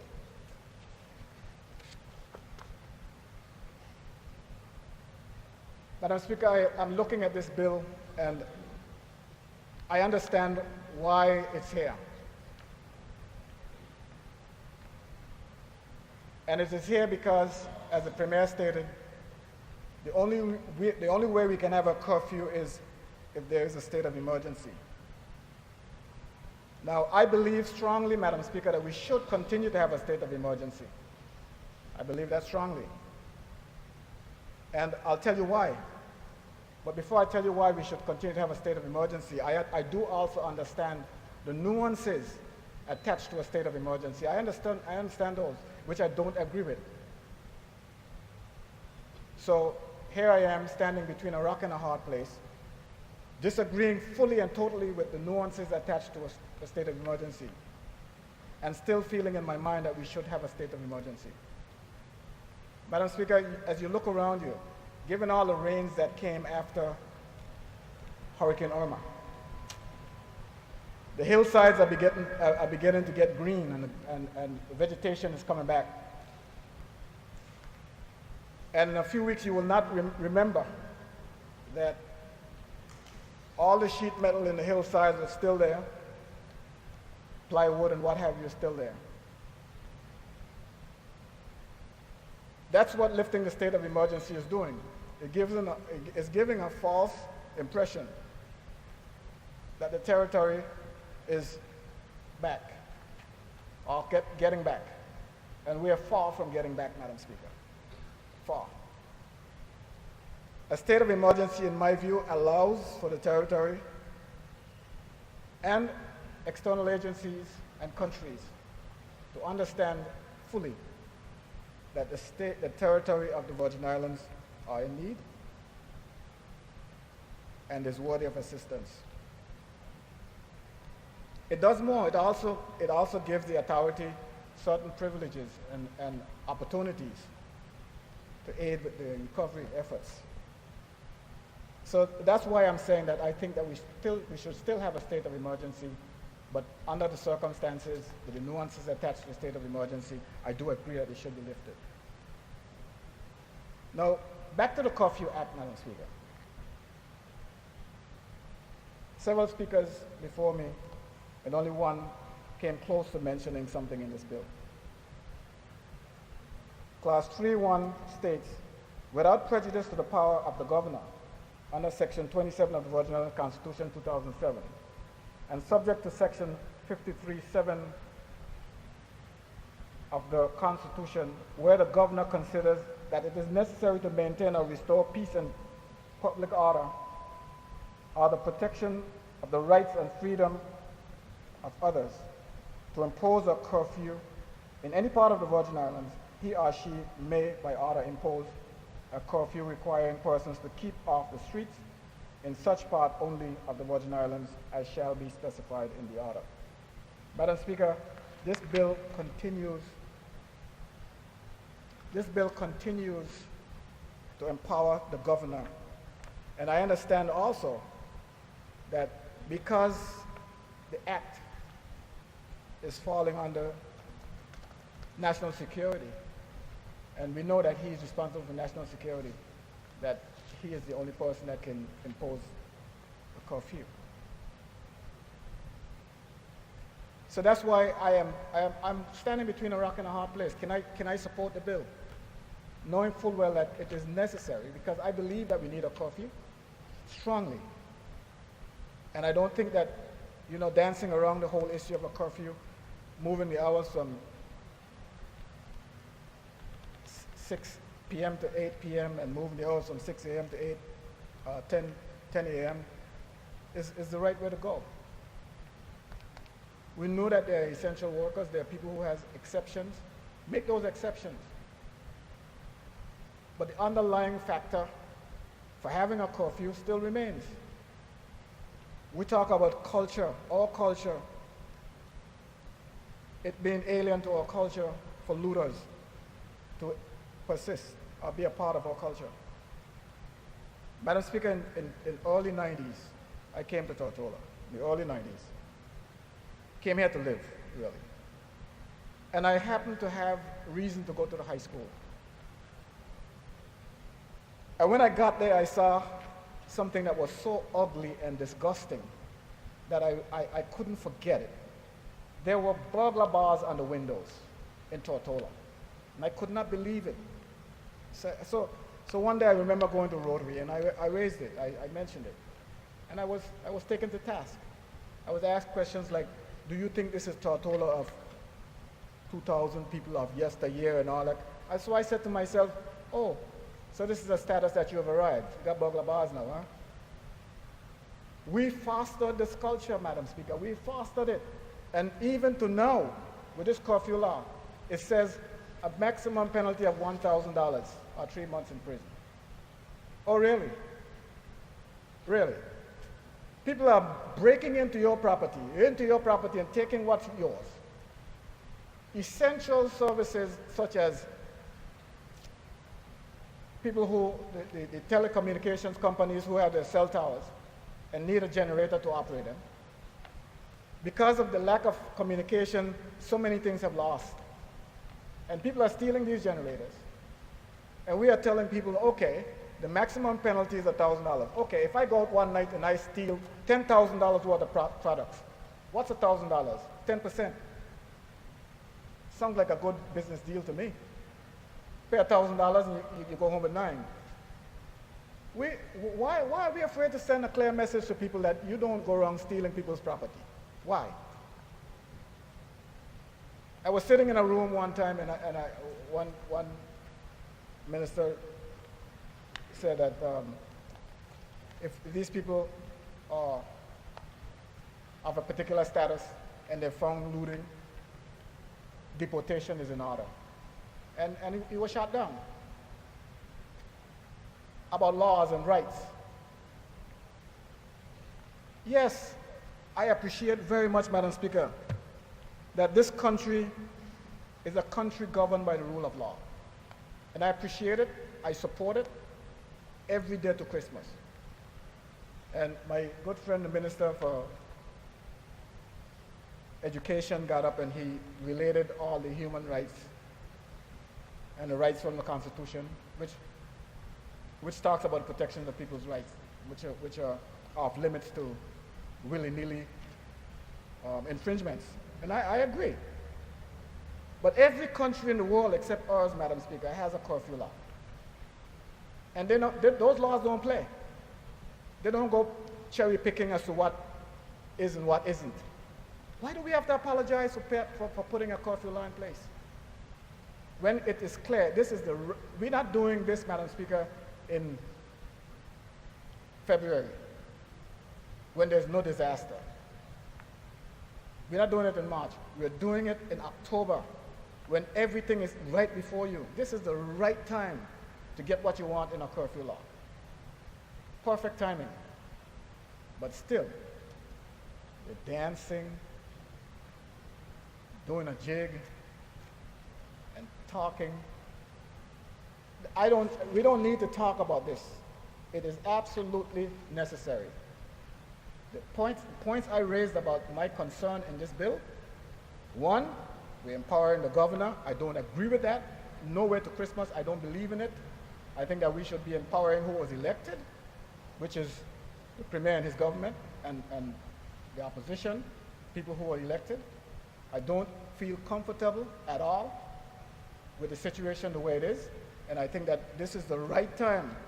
This is the right time for us as an elected body to raise the issue about having a serious conversation with the United Kingdom regarding constitutional advancements. I sat, Madam Speaker, in the presence of the governor, who is in charge under the state of emergency, who is in charge, telling people in the room our next steps, getting out of the crisis that we're in. That shouldn't be coming from the governor. That should be coming from the people who are elected by the people. And we need to wake up. Yesterday, a constituent of mine said to me, I'm going home. It was about maybe 4 o'clock. I'm going home, and around 6 o'clock, I'm going to listen to Governor Mapp. Because I feel in my mind that when he speaks, he's speaking for all of us. Even though he's talking about the U.S. Virgin Islands, but I feel a sense of comfort. Because when he speaks with that authority. That's what we want to be hearing from our premier. We don't need to be hearing 4 different people speaking about getting out of the crisis that we're in. But that can't happen, Madam Speaker, under the circumstances that exist. It can't happen. So what are we? Play toys. If we can't raise our voices, Madam Speaker, in support of this kind of changes that we need in this territory, what are we?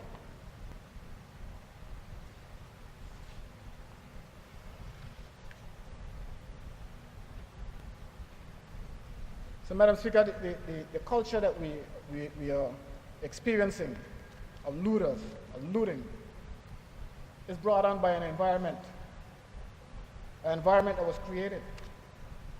You go to other places, Puerto Rico and other parts in the Caribbean, every single shutter on a building is equipped with burglar bars. I mean, they become ornamental. They became so creative how to do them. They become ornamental. So you start beginning to appreciate them. not realizing, Madam Speaker, why they're there. And it's a message, a clear message. In the event the power should go out and this place gets dark, duck for cover because something is coming in the window. And it ain't an object that is a dead object. It's a human being coming through the window. So I think that we have to be careful and start in thinking that we're going to start blaming someone else for what happened. A lot of it happened right in here. It was bred right here. Because I said from 1991 to, it's a lot of years ago, like 27 years ago maybe, somewhere around there. Anything can develop within that period. That's a whole generation. So we've got to deal with those issues. Madam Speaker, and the whole issue of the curfew law, I'm hoping, Madam Speaker, that at some point, it should have happened earlier today when the Premier read his statement, but I am hoping that at some point, this body, this elected body, this House of Assembly, can speak directly to the needs of the people out there. No roofs, no place to live. As a matter of fact, I don't even have a shelter in the 3rd District. How sad that is. Sad. The place where I distribute food in the 3rd District, which is a community center, you should see it. That's sad also, Madam Speaker. And I'm sure that, yes, maybe other districts have shelters. Yes, they may have better facilities for distribution of the food. But they do have homeless people as well. People from the 3rd District should not have to reside in the multipurpose center complex. And I met one yesterday, and I was told that they have to leave by Wednesday. They were told that they have to leave by Wednesday. Where are they going? That's a government responsibility. I have not seen one trailer come to this country. I haven't seen it. I didn't say they didn't come. For the temporary housing of people. I have gone to places, and I can show you where they are if you haven't gone there yet. Just as you make the right turn to go into the racetrack, opposite Stills Dry Goods. People live there. Right now, it's a rubble heap. Where are these people? It's a heap of rubble. I got people living in the cemetery. I said living. I didn't say dead people in the cemetery. Living people in the cemetery. We got to talk to those people. We got to address them. It's not the governor going to do that. It's the Premier going to do that. The governor don't know where Jimmy Young is, and he doesn't know where Mayaba is. He doesn't know where the river is. You don't know these places. You know them.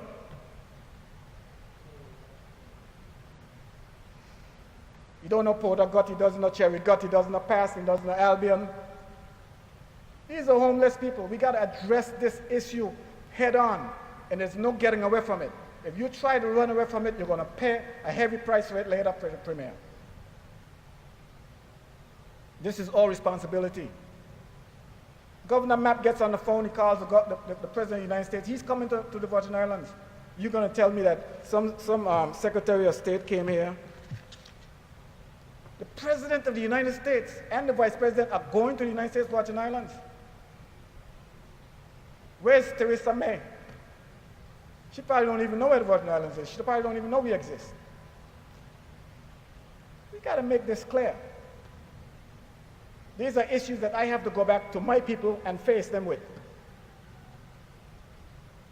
We're here now. Tell them. You got the opportunity to speak to the people. Talk to them. The bill, you're going to get the bill passed. Don't worry about this. Even though I don't agree with some of the provisions in the bill that is going to empower the governor, I don't agree with it. I'm going to support it, but don't worry about the bill. Talk to the people about their pressing issues right now. There's no running away from it. I've said enough, Madam Speaker. Thank you. Thank you for your contribution, Honourable Member for the 3rd District. Do we have any more contributions to the bill? If there are none, I recognize the Honourable Minister for Health and Social Development. Madam Speaker, I can sit here and not rise to support the Curfew Act, the Curfew Bill 2017. Madam Speaker, like the speakers before me, I too would like to express my condolences and support for all those families who have lost their loved ones during the time of the storm.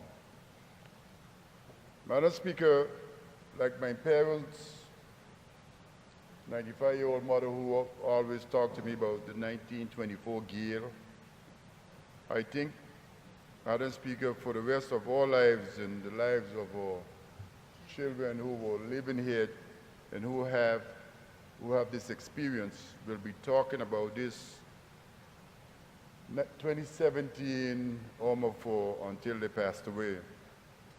This is something none of us have never experienced, have never seen, Madam Speaker. There is only 1% of us who were not touched. Like all the other speakers, Madam Speaker, we all have our stories to tell. And I think, Madam Speaker, you are the country, so you have no experience with Hurricane. You must have had Maria. But, Madam Speaker, it was a terrifying experience. And I know this hurricane, Madam Speaker, is going to bring out the best in us, and others are going to bring out the worst in us. And we got to make up our minds that it's going to happen, and those of us who can assist will need to find ways and means to help those who can't help themselves, Madam Speaker. We must, Madam Speaker, from Aniguera to Jos Van Dykes, the destruction is extensive, Madam Speaker. It's extensive. And I know people want to be able to get back in their homes. But while going back in their homes, I know some of us are talking about new rules and putting on stronger things, but people just want a shelter, Madam Speaker. They want to get out of the elements. And I think we're going to have to not use this opportunity. Those of us who can make stuff stronger, we should. Those of us who can't must be allowed to have a shelter, get away from the elements. Madam Speaker, like the speaker before me, I am a very, not nationalistic, but I believe in the advancement of the Virgin Islands. The people before us made great strides, and I say it in this house, and I say it on many occasions, whenever the local elected officials were empowered, the country did well. And I have no doubt in my mind, if we continue to empower the local elected officials, the country will continue to do well.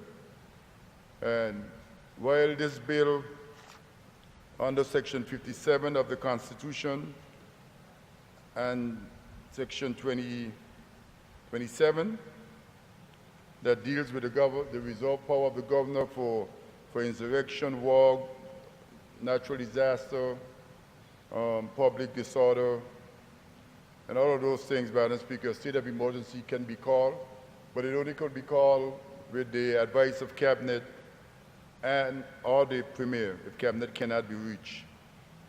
So under the Constitution, a state of emergency cannot be called unless the Cabinet or the Premier says it could be called. So there is that safeguard where the local representatives or elected officials have a say. Madam Speaker, once it's called, it stays in place for 14 days, and then after 14 days expire, it can be extended for another 14 days. But after the third time, we got to come to this House for approval in order for an extension of the state of emergency to be in effect. And it can only stay in effect for 90 days, Madam Speaker. So the 2007 Constitution made provisions that the local elected officials have a say. and how a state of emergency is called. Madam Speaker, but based on advice, legal advice, and our chief legal advisor, the AG, a curfew could only be called under a state of emergency.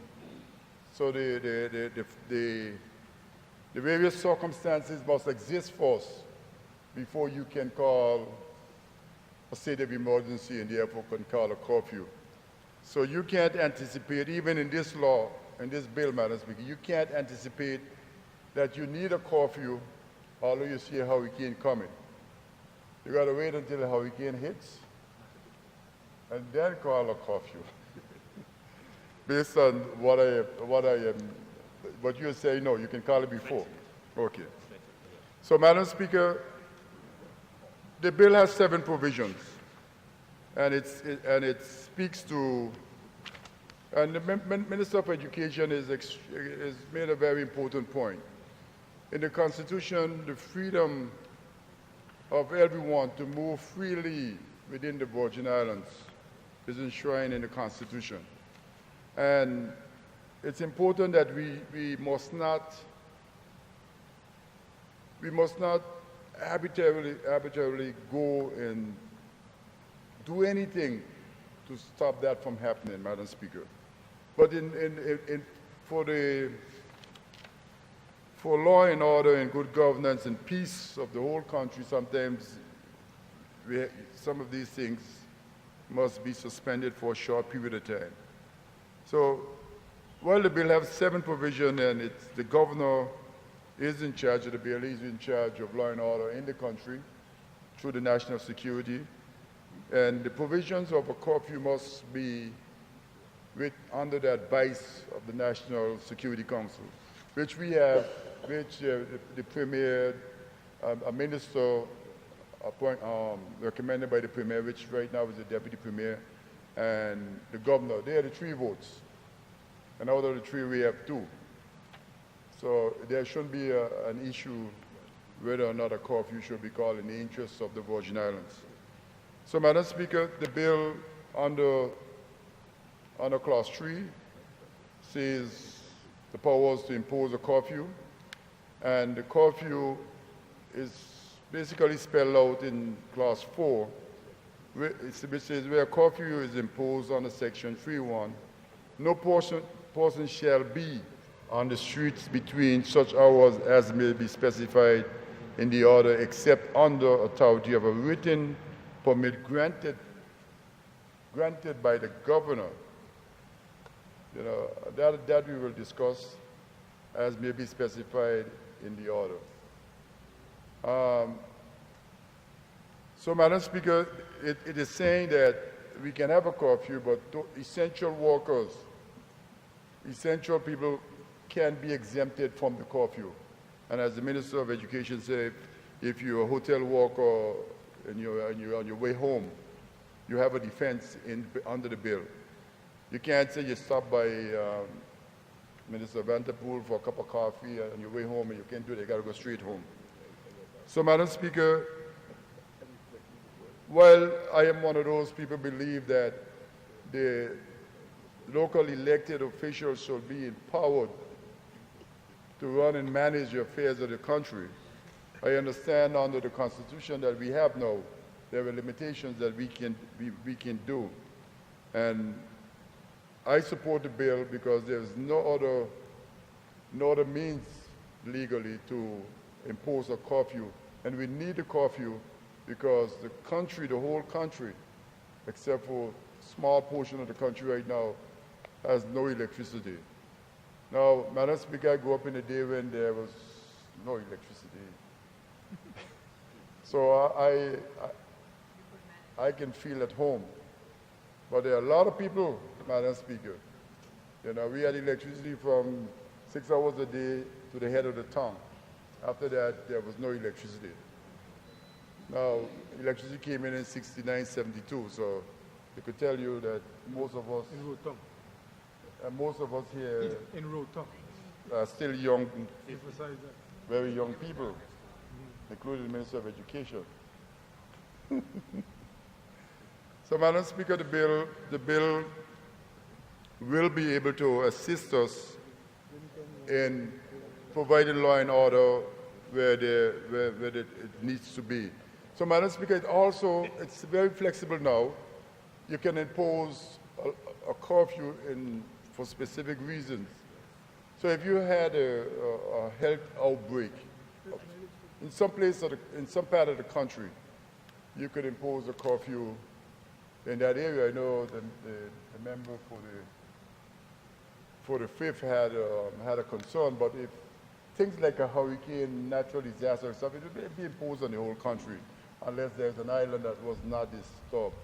But if you have an oil spill, say in Fish Bay area, one of the tanks break, you can impose a curfew in the area to allow the emergency workers to take care of that spill.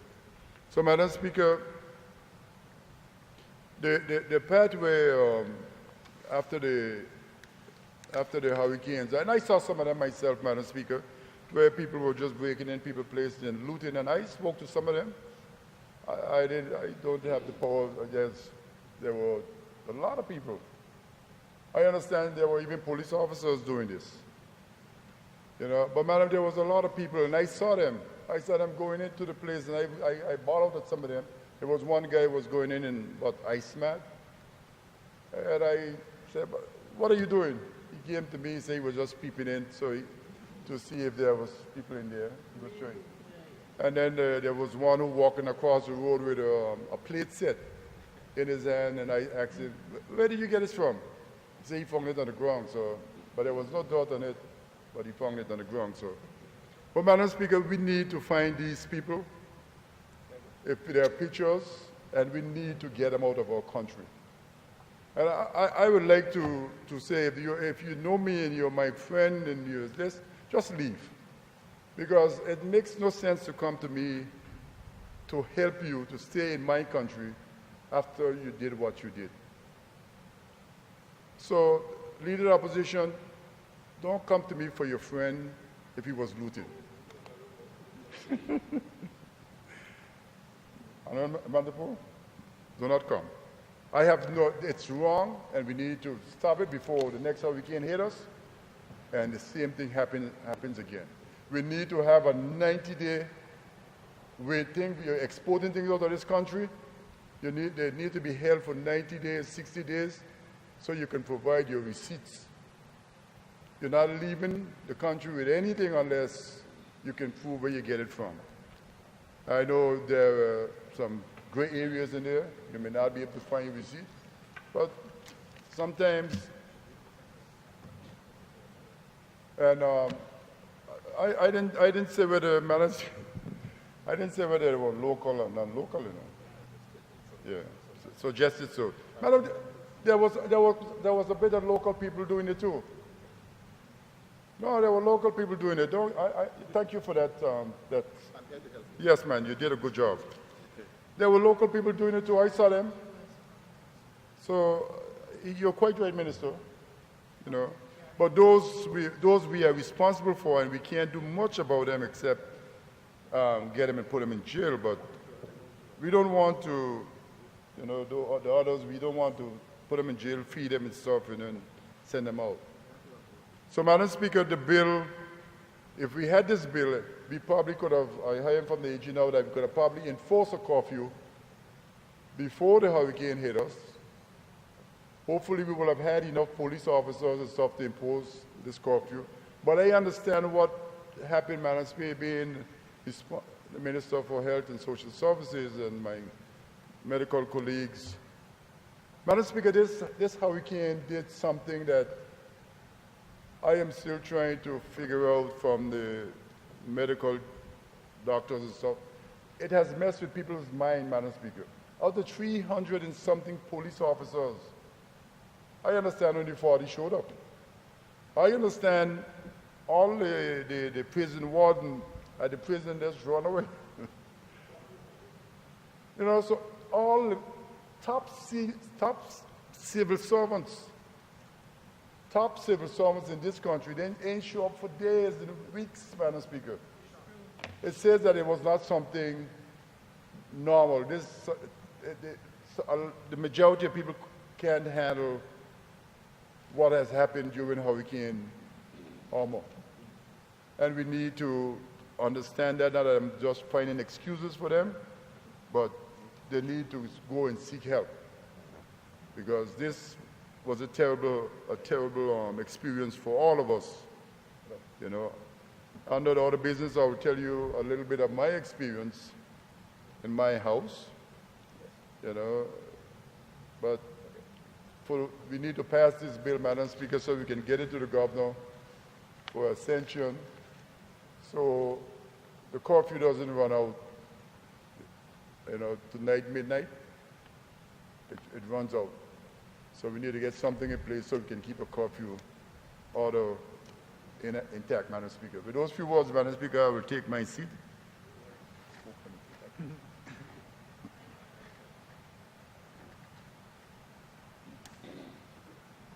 Thank you, Honorable Minister for Health and Social Development, for your contribution to the debate. I recognize the Honorable Leader of the Opposition and Member for the 1st District.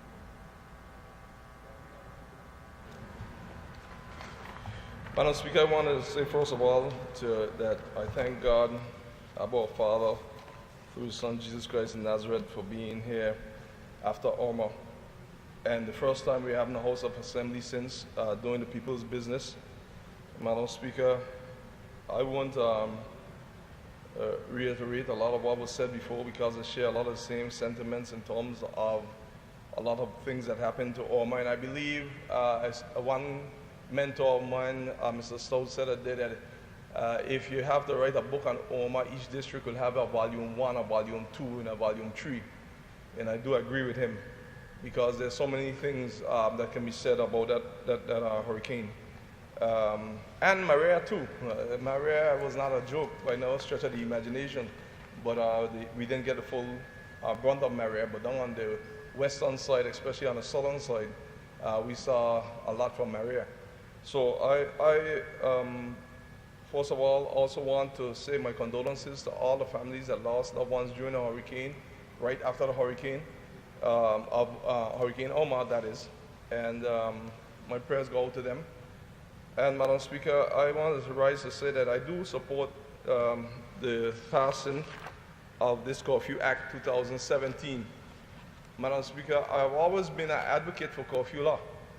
The history will show in this House that I tried to get a curfew law in here years ago for minors.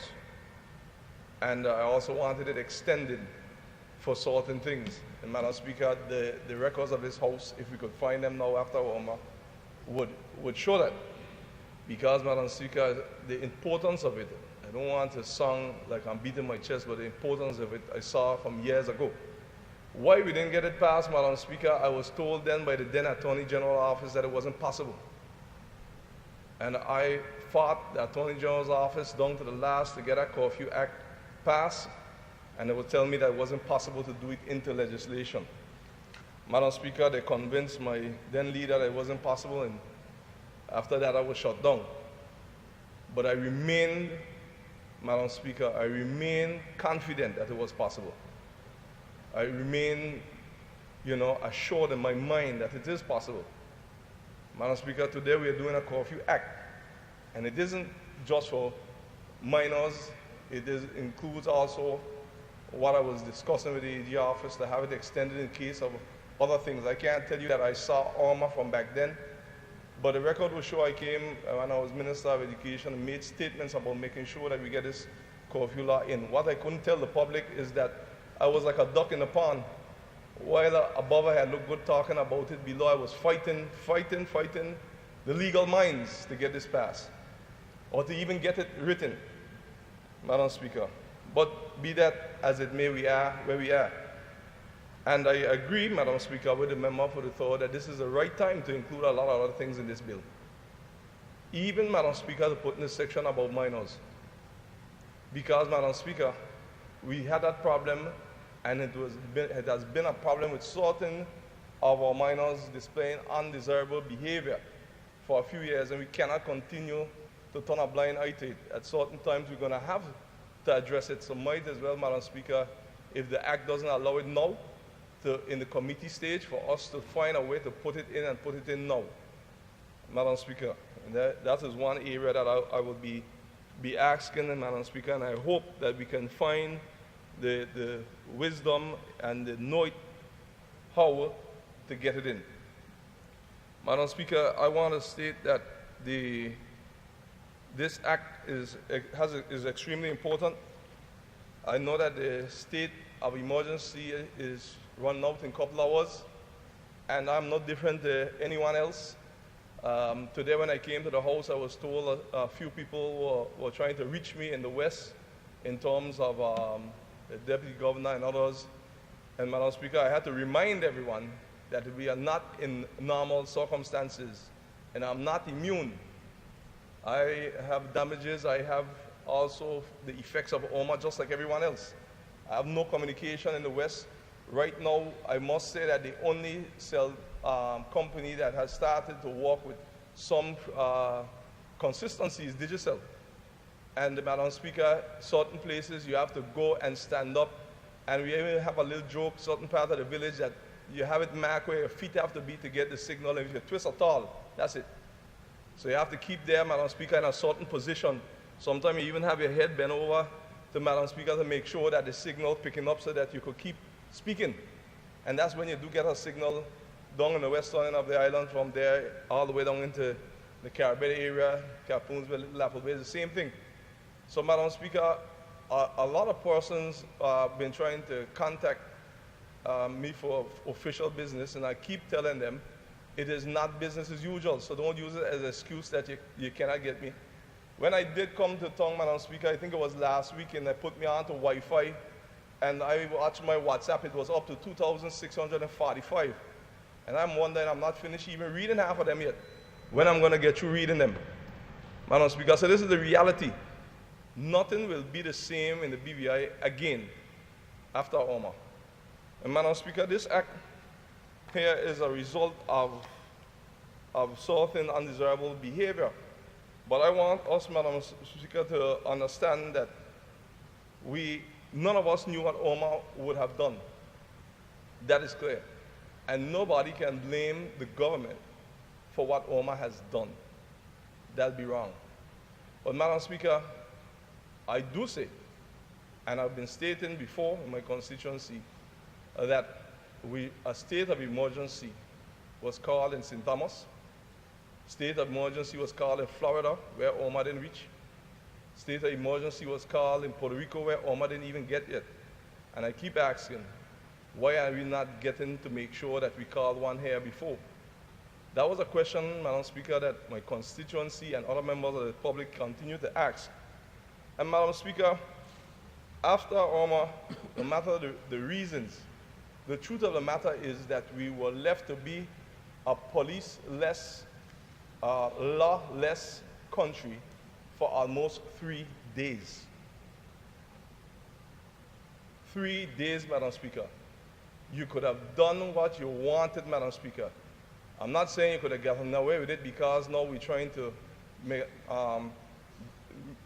in aftermath, deal with some of the looting and other crimes and trying to deal with it afterwards.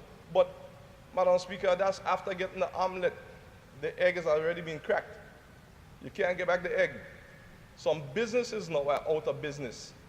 And rightfully, as a member of the Ninth said, some of them told me straight out that they're not coming back into business. The desire to be in business has gone, because they saw themselves as part of the community. They saw themselves as helping the community, sponsoring everything. They saw themselves as every time they needed something, they could count on them for a sponsor. They saw themselves as helping the elderly. They saw themselves doing so many things to help the community, that when their business was looted, whether Irma destroyed it or it was destroyed by those who destroyed it after Irma, a lot of our business people right now are down-spirited, downtrodden. They feel betrayed. They feel betrayed by members of the public. And yes, a few, but a few enough. One man can't build a country, but one man can surely destroy it. And they feel betrayed, because for 2 to 3 days we were left unprotected. Madam Speaker, we could not anticipate what was happening. But we have to make sure that we take a page from other leadership at times and be proactive when we see something like this coming. There's no doubt about it. This is not hindsight. I've been saying this before Omar came. It was a Category 5, up to winds we never heard about before, and even that we were being reported that it was registering on the earthquake scale as an earthquake. We didn't know what it was going to do, but we knew one thing, that we had a major thing coming. But if we were listening to the churches, we would know that it was coming. We had enough warning. A lot of warning was put out. So when we as leaders leading, we have to lead and be proactive. We cannot be blamed for what happened. But when people know that you have done all that you can or could have done to prevent it or to minimize it or to try to stop it, they'll be more sympathetic. And Madam Speaker, in addition to that, we are seeing where a lot of persons are asking this question when I come into the House. Is the state of emergency being lifted? Will it be back? Will the state of emergency be continued, or will it be lifted? I don't know if we're going to be told during the committee stage, but I don't know.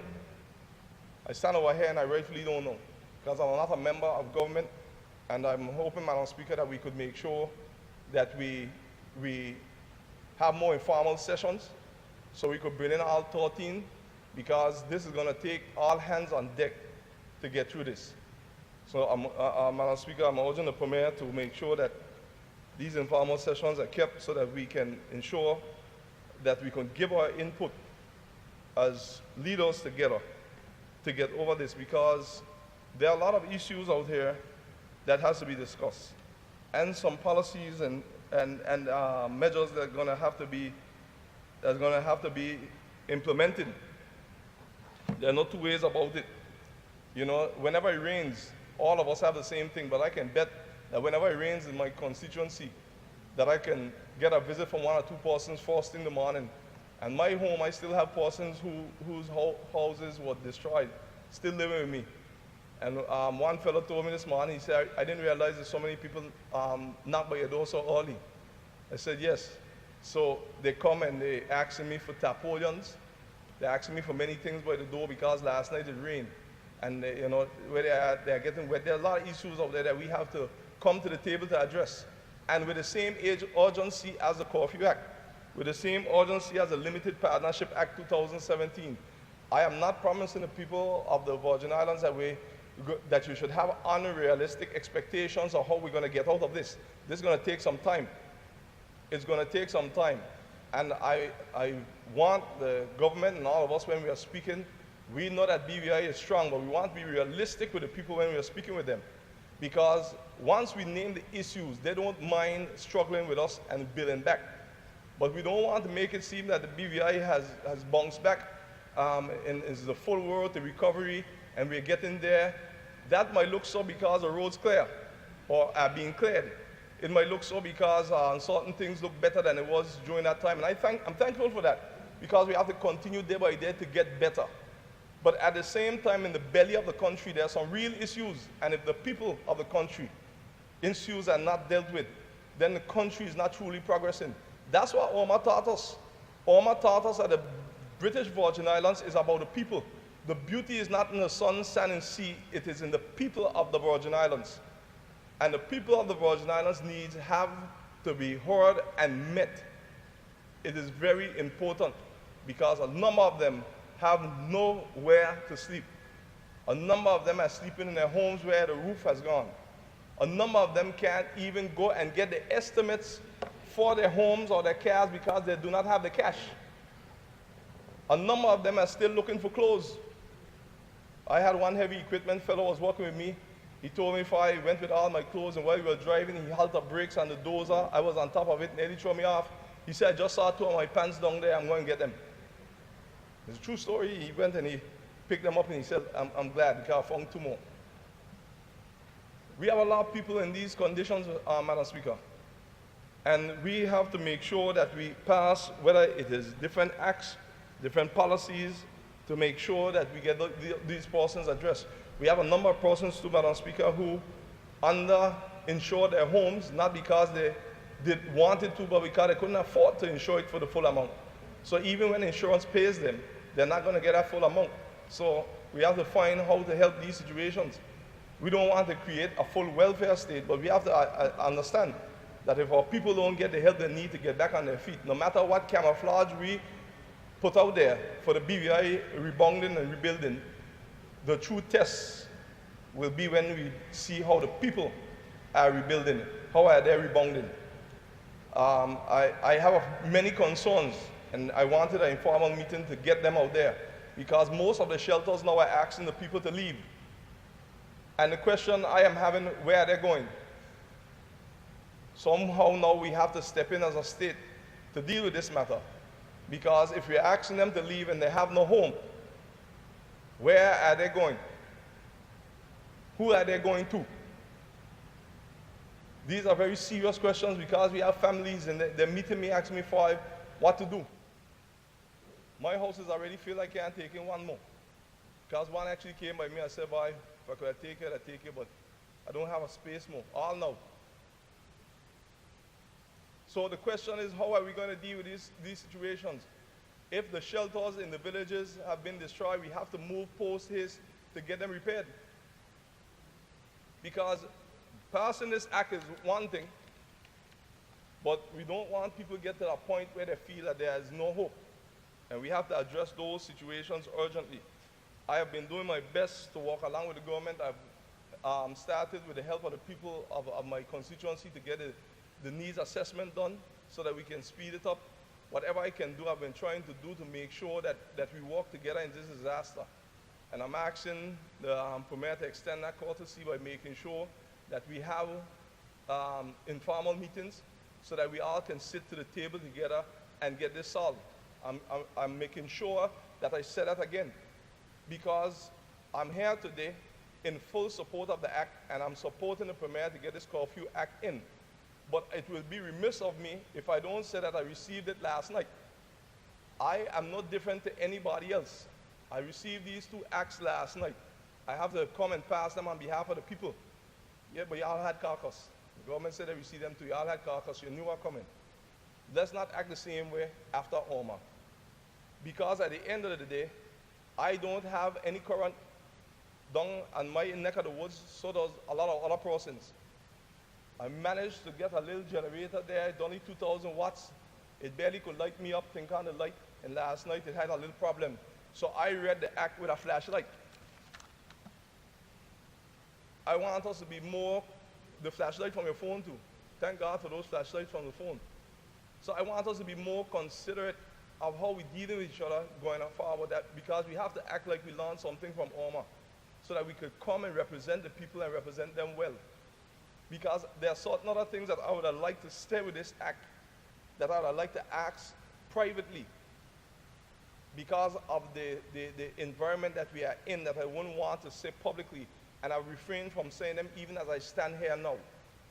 Because I understand this is not about political brownie points, it's not about anybody looking good, it's about helping the country rebuild. But I'm saying that moving forward in the future, let's have more dialogue. Let's make sure that we have the respect for each other and bring each other to the table to discuss. And please don't call me every day to any meetings. We have to tend to the people. Let's call it 1 or 2 days in the week. Let's get some meaningful discussions, some meaningful conclusions, and let's get back out there helping the people, because last night I came in late after helping people do certain things last night, and when I got there and I read this with a flashlight, because I know it's important, I was tired. And I came here today very tired after helping people almost for the whole week. Since Irma, I must be had 1 day where I sat down for 6 hours just catching myself. I have not even attended to myself. Through the constituency, I've been trying to help them get food, water. You're doing so many things on a given day, trying to help clean up, because we're in this together. But while I'm doing this together, I know I have my duties as a House of Assembly member, and I just want to make sure that Irma taught us that we need each other. There's no way out of this. the have and the have-nots are on the same scale in the BVI now. This is a new beginning for the Virgin Islands. This act, when this act comes into enforcement, I want to make sure that we tell the people too, probably on the wrap-up, the Premier can do this, questions of if the state of emergency is lifted, what is the difference between having this curfew act implemented without the state of emergency? What is the difference? A lot of persons have been asking me this.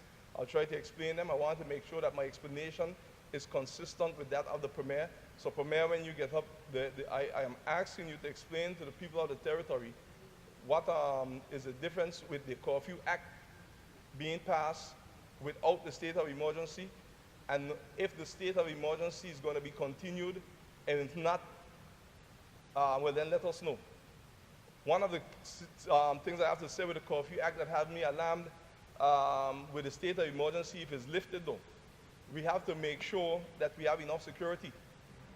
The looting is one thing, but the stealing is still going on. And somewhere along the line, we have to get this addressed. Because the stealing that is going on everywhere, and it's beginning to annoy a lot of persons, and you don't want people living where they don't feel safe. So if the state of emergency is lifted, you have to explain to the people, Premier, that have been asking me from all over, how will the curfew help without the state of emergency to help make sure that security is paramount in this country? Because in my constituency, they broke into the community center, which was already damaged, took all the school supplies that we do with the back to school. That's not good. The boats, well, the boats are fair game now, they're just taking off the boats. You know, you're trying to talk to the people, you're trying to tell them, listen to me, if you continue stealing, it's a problem. But do we have the manpower? If this state of emergency is lifted, if the soldiers leave and everybody else leave, and we have the regular numbers here, and well, the soldiers, most of them done gone, do we have the manpower to maintain security? It's a great concern that I have, especially now, Premier, which I would like to have addressed. I learned yesterday officially that the Western Police Station now is closed because the roof went. And, Madam Speaker, I tried to stop it from being closed because I was hearing rumors, and we got plywood donated, we got the Walkman up there, but you cannot, I don't care how fast the cat could come from, they said they're operating out of King Garden Bay, I don't care how fast the cat could come from King Garden Bay. You cannot have a huge district, like the 1st District, with the police station closed.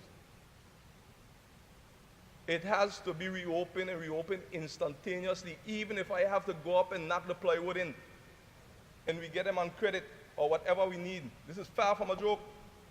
And now the state of emergency going to be lifted, soldiers gone back, no police station down there. That means I want to lead the opposition go on the grade beyond. I thought that at least I want to put myself on a pedestal where the leader of opposition is. You're trying to have some kind of little security. What are y'all saying to me? What are you saying to the people? When I heard that, I wasn't pleased. According to the old man in my village, I wasn't pleased. So I want us to get whatever we need to get, although we're implementing this Curfew Act, to get that police station reopened. This ain't politics now. This is real. We have nearly 2,000 persons down there, if not more. I'm basically policing the village, telling the fellows, don't do this, don't do that, don't do the other, but I can't be putting myself out there all the time. And not to say that the police haven't been doing a good job, but there are persons who take this time to believe that it's a free-for-all. So I want to make sure that we get those done packed. I want the Curfew Act, when it's passed, implemented right away, or stay. Because the last thing I want to say to the people of the Virgin Islands is, when you loot, when you destroy businesses, whether you feel they were expensive or not, whether you feel they were doing right or not, you cannot be the police to deal with them by looting, by robbing them. Because look at the domino effect, Madam Speaker. You have a couple stores are right where looted, a couple other stores been looted. And most of them have not reopened, and most of them have laid off staff. So you have over 100 people now have been laid off. And then you have other businesses taking this opportunity. They will not damage as much, but they're taking this opportunity to lay off. We have a real crisis on our hand. And when they're not working, then they can't take care of their family. So we have, and already they don't have homes. So we have some real issues that need addressing and addressing now. This is not an NDP-VIP situation. This is a BVI situation where all hands must come on deck to deal with this. Because if the member for the second said it right, if we rush in to get things back how they were, thinking that that's how the BVI will move forward, we are fooling ourselves. Irma was a wake-up call by God to get some things right this time and to change our ways with leadership overall, all of us, and many other things. And if we can't hear God speaking in that storm, I don't know when we'll hear him speaking again. I thank you, Madam Speaker.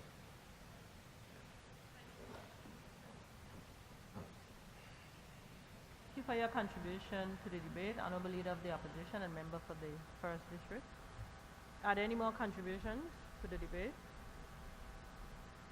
I recognize the Honorable Junior Minister for Trade and Investment Promotion.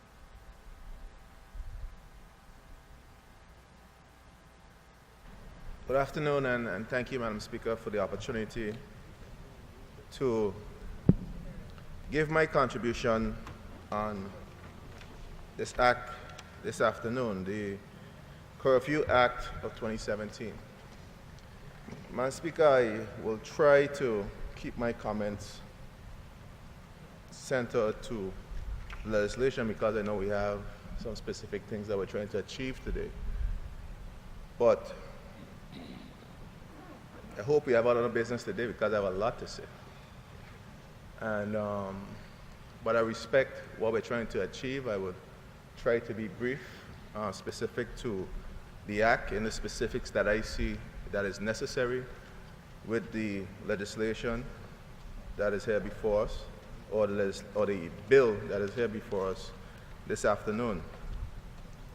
But I feel before I begin, I too would like to join, like many of my colleagues here this afternoon who spoke, and give thanks for us being here this afternoon. I think it's despite what we see around us, despite all that is happening over the past almost a month now, as a territory, as a people, as a nation, we have a lot still to be grateful for. We have a lot to be thankful for.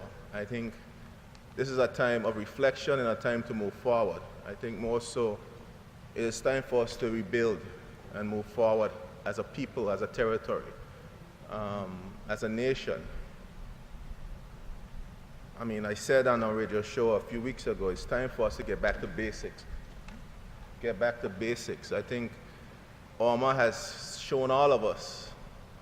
I mean, as one of my constituents said, it has exposed us in many ways, because now you see places that you never knew existed. I looked up in Paramtown and I saw a rock, and I grew up in Paramtown all my life. I never knew that a rock formation existed.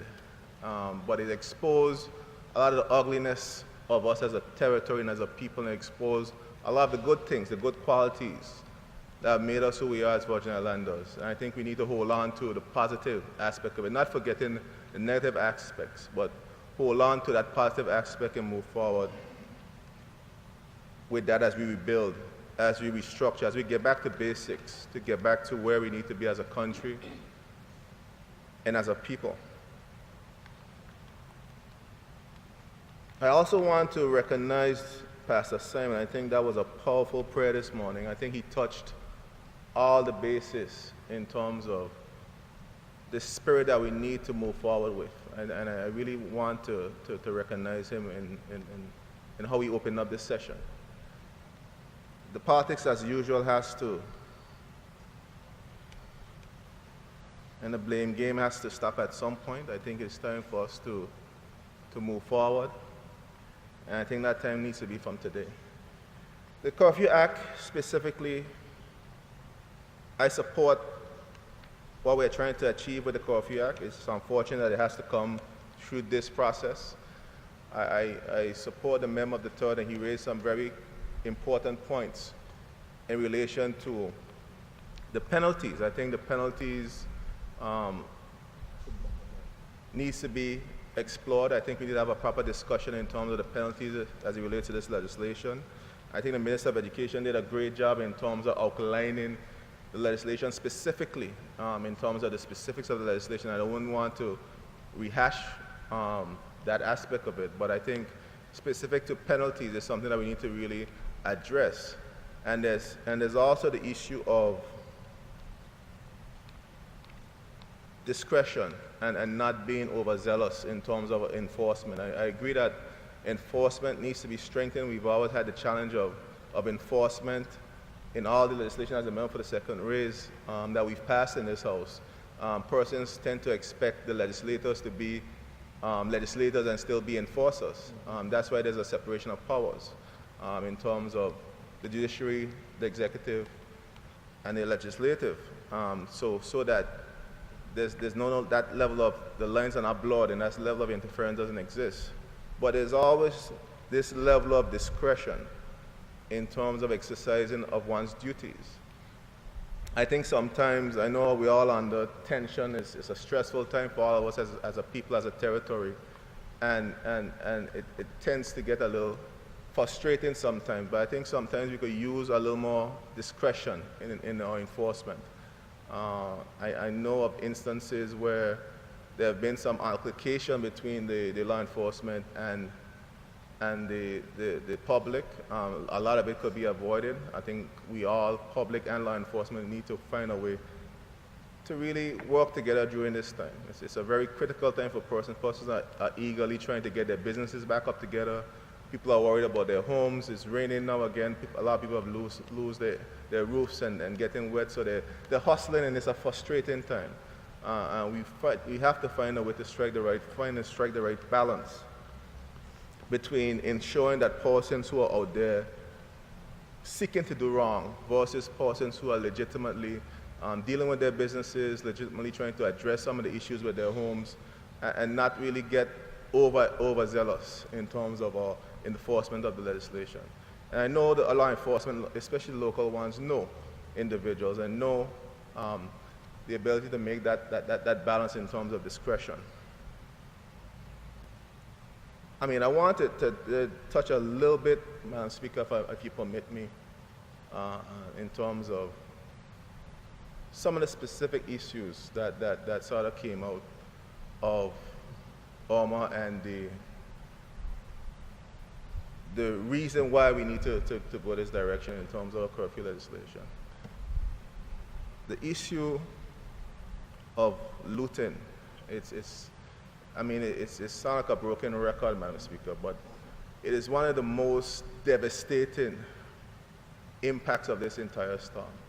Despite all the things that we've lost in terms of the house roofs and all the infrastructural loss that we've had. We're here now because we've lost the House of Assembly, our physical infrastructure, all the other things that we've lost.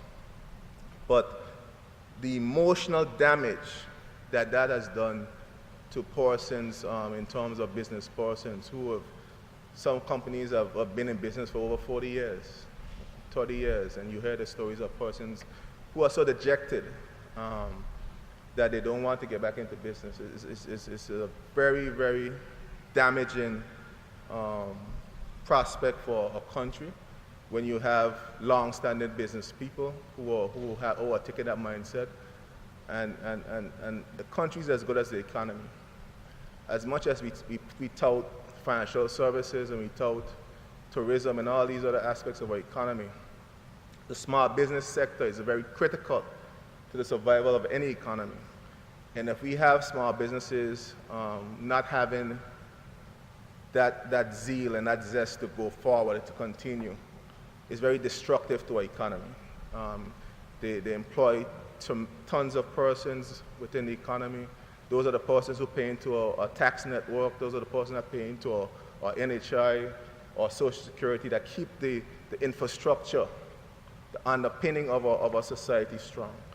And the looting demoralized not just the business people, but persons who are witness to that behavior. I happened to be with Honorable Skelton when we were driving through the day after the storm, and we were able to see these individuals who are partaking in this activity. Some even had the nerve to see two legislators, three of us actually, I think you were there, Honorable Christian, three legislators, and with their looted items, asked us to give them a ride. They asked us for a ride with their looted items. They had shopping bags, they had Pullman, they had everything. And that shows the disregard for people's property, disregard for the system of law and order, disregard. No, disregard, we refused them a ride. Ronnie with Honorable Skelton was driving. just a disregard for the territory in which they were part of. And this behavior was being exhibited not just by outsiders, but exhibited by all kinds, from all over the country. I have stories from here, eastern to western. The rum, the thief in rum, I got all kind of new rum shop open up now.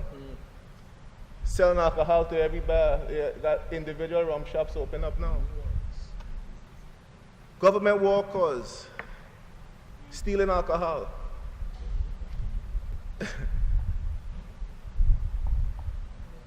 And then have the heart. Madam Speaker, it's very disheartening because you understand the implication that it has for the overall economy and the livelihood of us as a country and as a people when this kind of behavior is allowed to prevail. So for me, the penalties are critical. Whatever laws we have on the books in terms of persons who have engaged or continue to engage in this behavior. I even understand that I was trending this week on WhatsApp and all the other social media.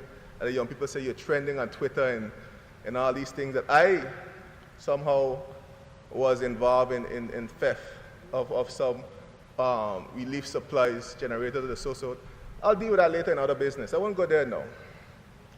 I'll deal with that extensively in other business.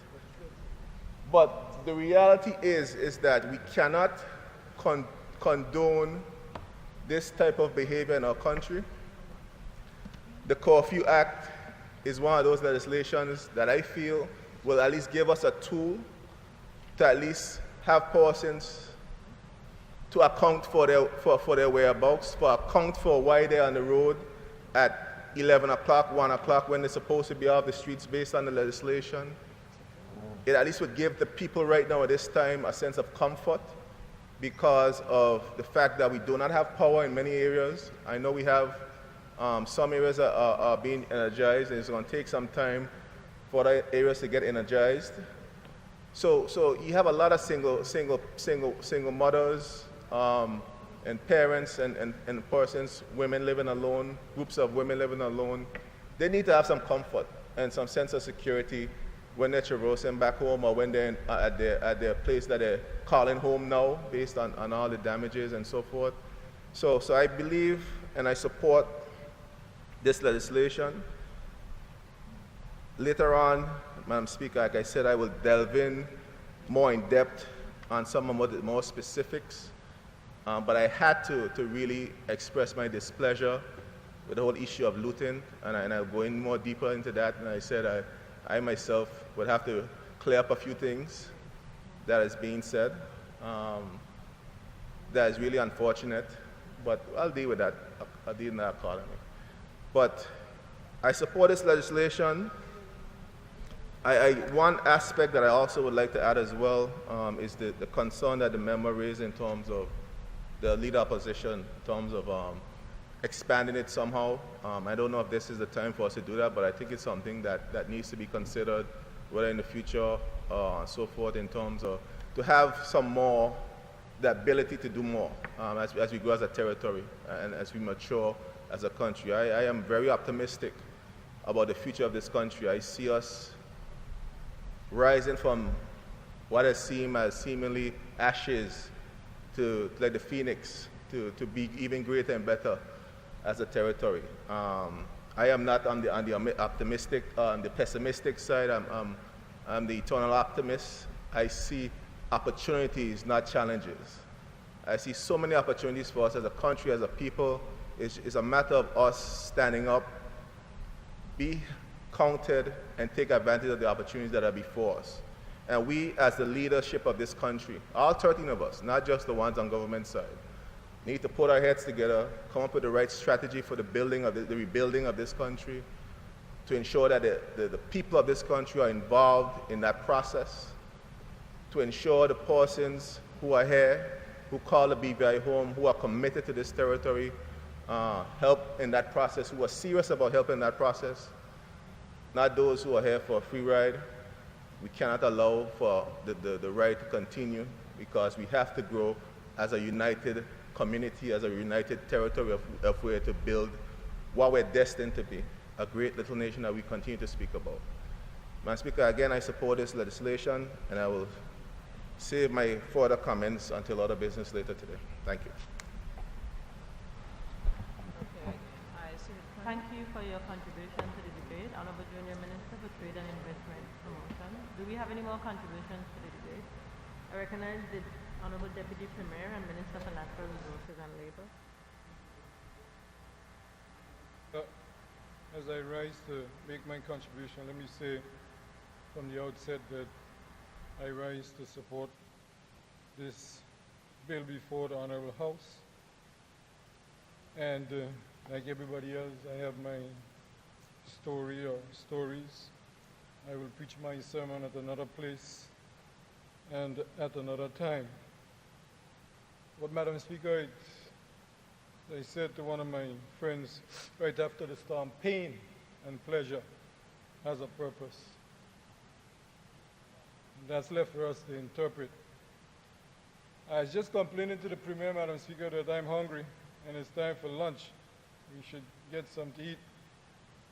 But I was quickly reminded, one of my medical colleagues told me yesterday, I hadn't seen him for a while, he said to me, "Hi, Dr. P, I'm just trying to get accustomed to my new normal." So when I complained to the Premier, I remembered that this ain't ordinary times. This is, this is a new normal, and that's why we are here, even in this physical environment, Madam Speaker, because it is a new normal. How we adjust to that, how we define it, how we dress it up will determine the way forward, Madam Speaker.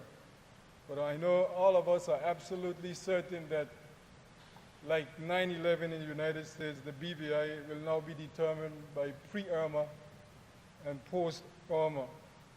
And like my honorable colleague for the 8th District just spoke about the physical exposure, there's a lot of things that have been exposed in our country as a whole, and how we deal with them will determine where we go forward. But Madam Speaker, the Curfew Act 2017 is one of those building blocks of the new normal.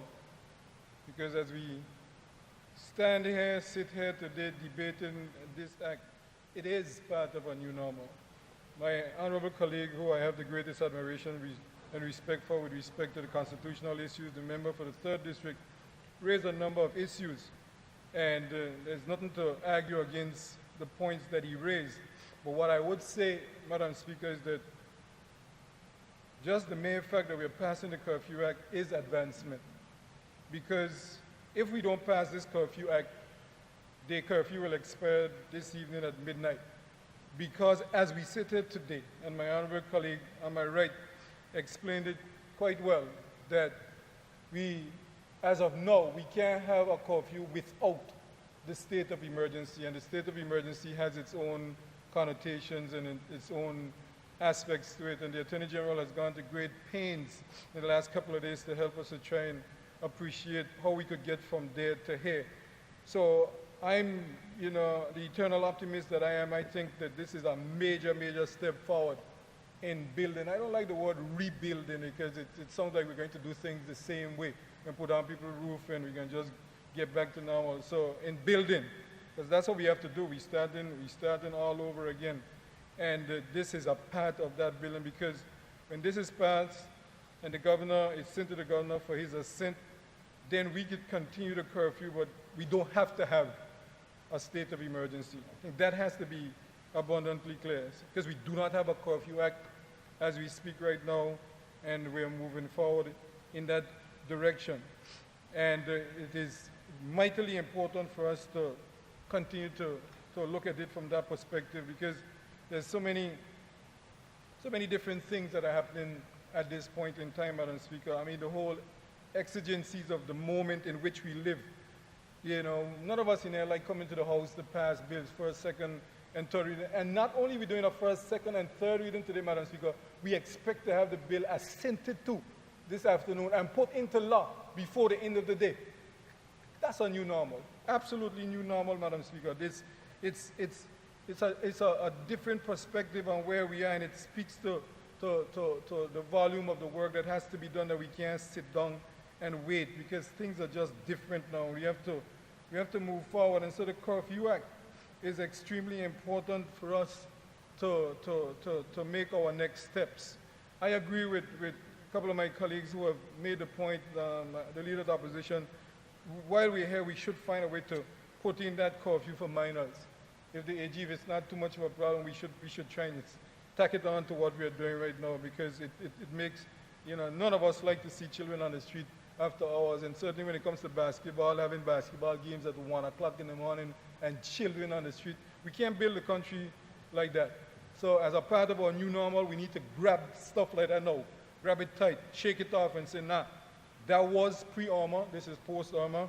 Let's make sure that the things we are doing they are going to be significant in terms of the way we build the country moving forward. And Madam Speaker, you know, several of my colleagues have looked at the bill in detail. I'm not going to get into that. It has my full support. We are looking into the future. The future is bright, although it might be difficult ahead.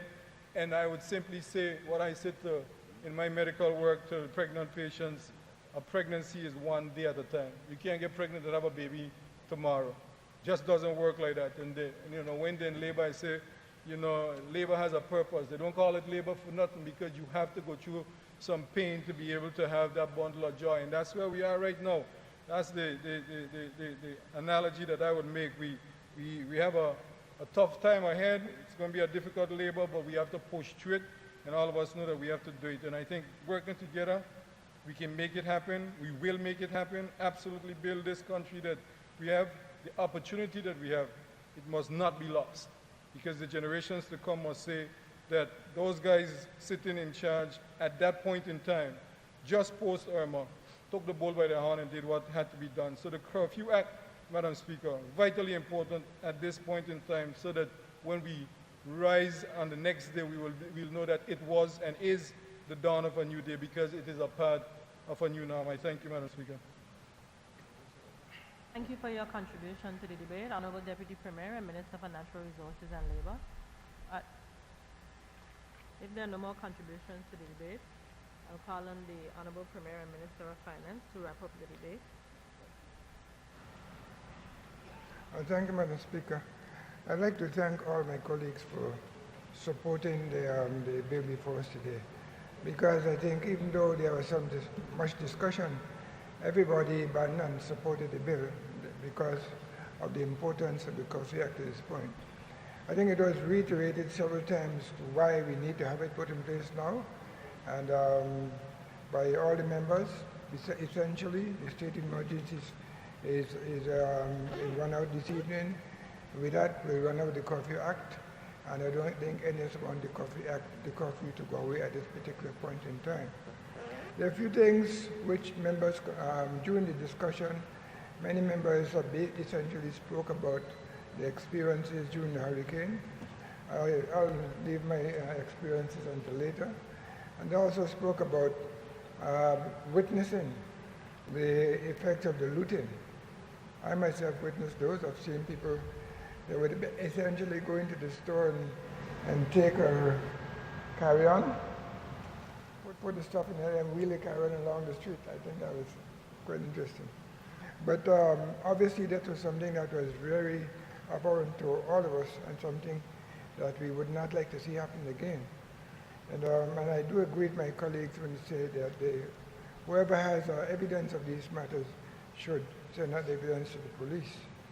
But one thing I want to mention, about the fine for the curfew, the fees for the curfew. I think the Honorable member for the third district multiplied the curfew by 1, 2, or 3 times. But the fact is that there are 2 separate things. There's the curfew. If you broke the curfew, there's a $1,000 fine. But if you commit a crime, the law will deal with you in a separate way, whether it's by fines or imprisonment or whatever. So it's double jeopardy in that case, right? So they also want to reassure the leader of the opposition that informal meetings will be had, because I do recognize the importance of that, especially in times of these, where we can all put our heads together, because we're all representing the people of BPI. We should all have a discussion on the matter.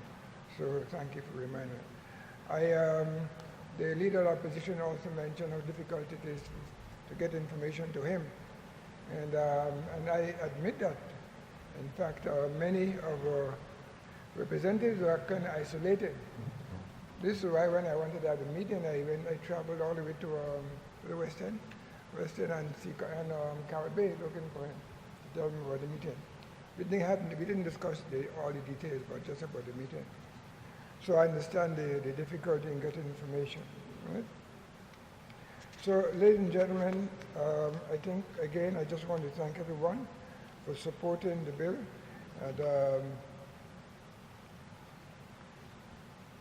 And now I'm happy to refer to the committee of the whole for consideration.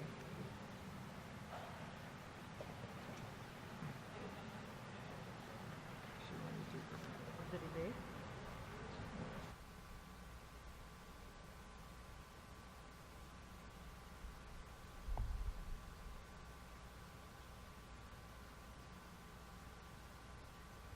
It has been moved and seconded that the bill shortly entitled Curfew Act 2017 be now read a second time. Those in favor? Those against? The ayes carry. I call upon the clerk to read the bill a second time. This act may be cited as the Curfew Act 2017. Pursuant to Standing Order 55, subsection 1 of the House of Assembly of the Virgin Islands, the bill now stands committed to a committee of the whole House to consider it clause by clause. Housing Committee. Honorable members, we have completed the committee stage of the Curfew Act 2017 bill, and I now call on the Honorable Premier and Minister of Finance to report. Thank you, Madam Speaker. Madam Speaker, I beg to report that the bill entitled Curfew Act 2017 has passed through committee with amendments. And Madam Speaker, I move that the bill entitled Curfew Act 2017 be read a third time and passed as amended. Madam Speaker, I rise to second the motion.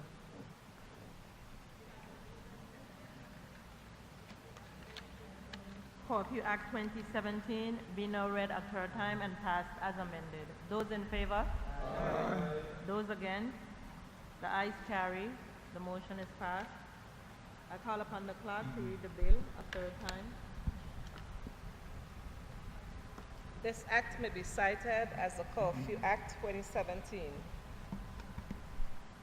The bill has been read a third time and passed with amendments.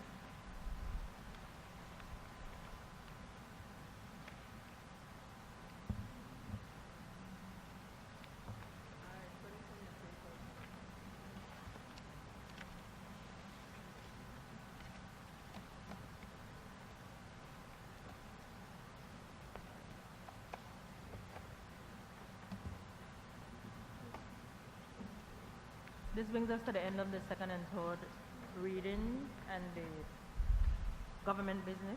Madam Clerk.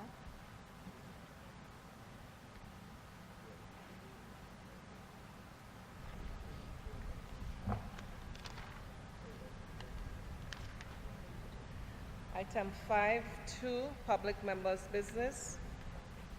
Private members' business, sorry. Item 6, other business. As there's no other business, I'll call on the Honorable Premier and Minister of Finance to adjourn the House. Thank you, Madam Speaker. Madam Speaker, I move that this House be adjourned sine die. A motion has been moved and seconded that this Honorable House be adjourned sine die. Those in favor? Those against? The ayes carry. This Honorable House stands adjourned sine die.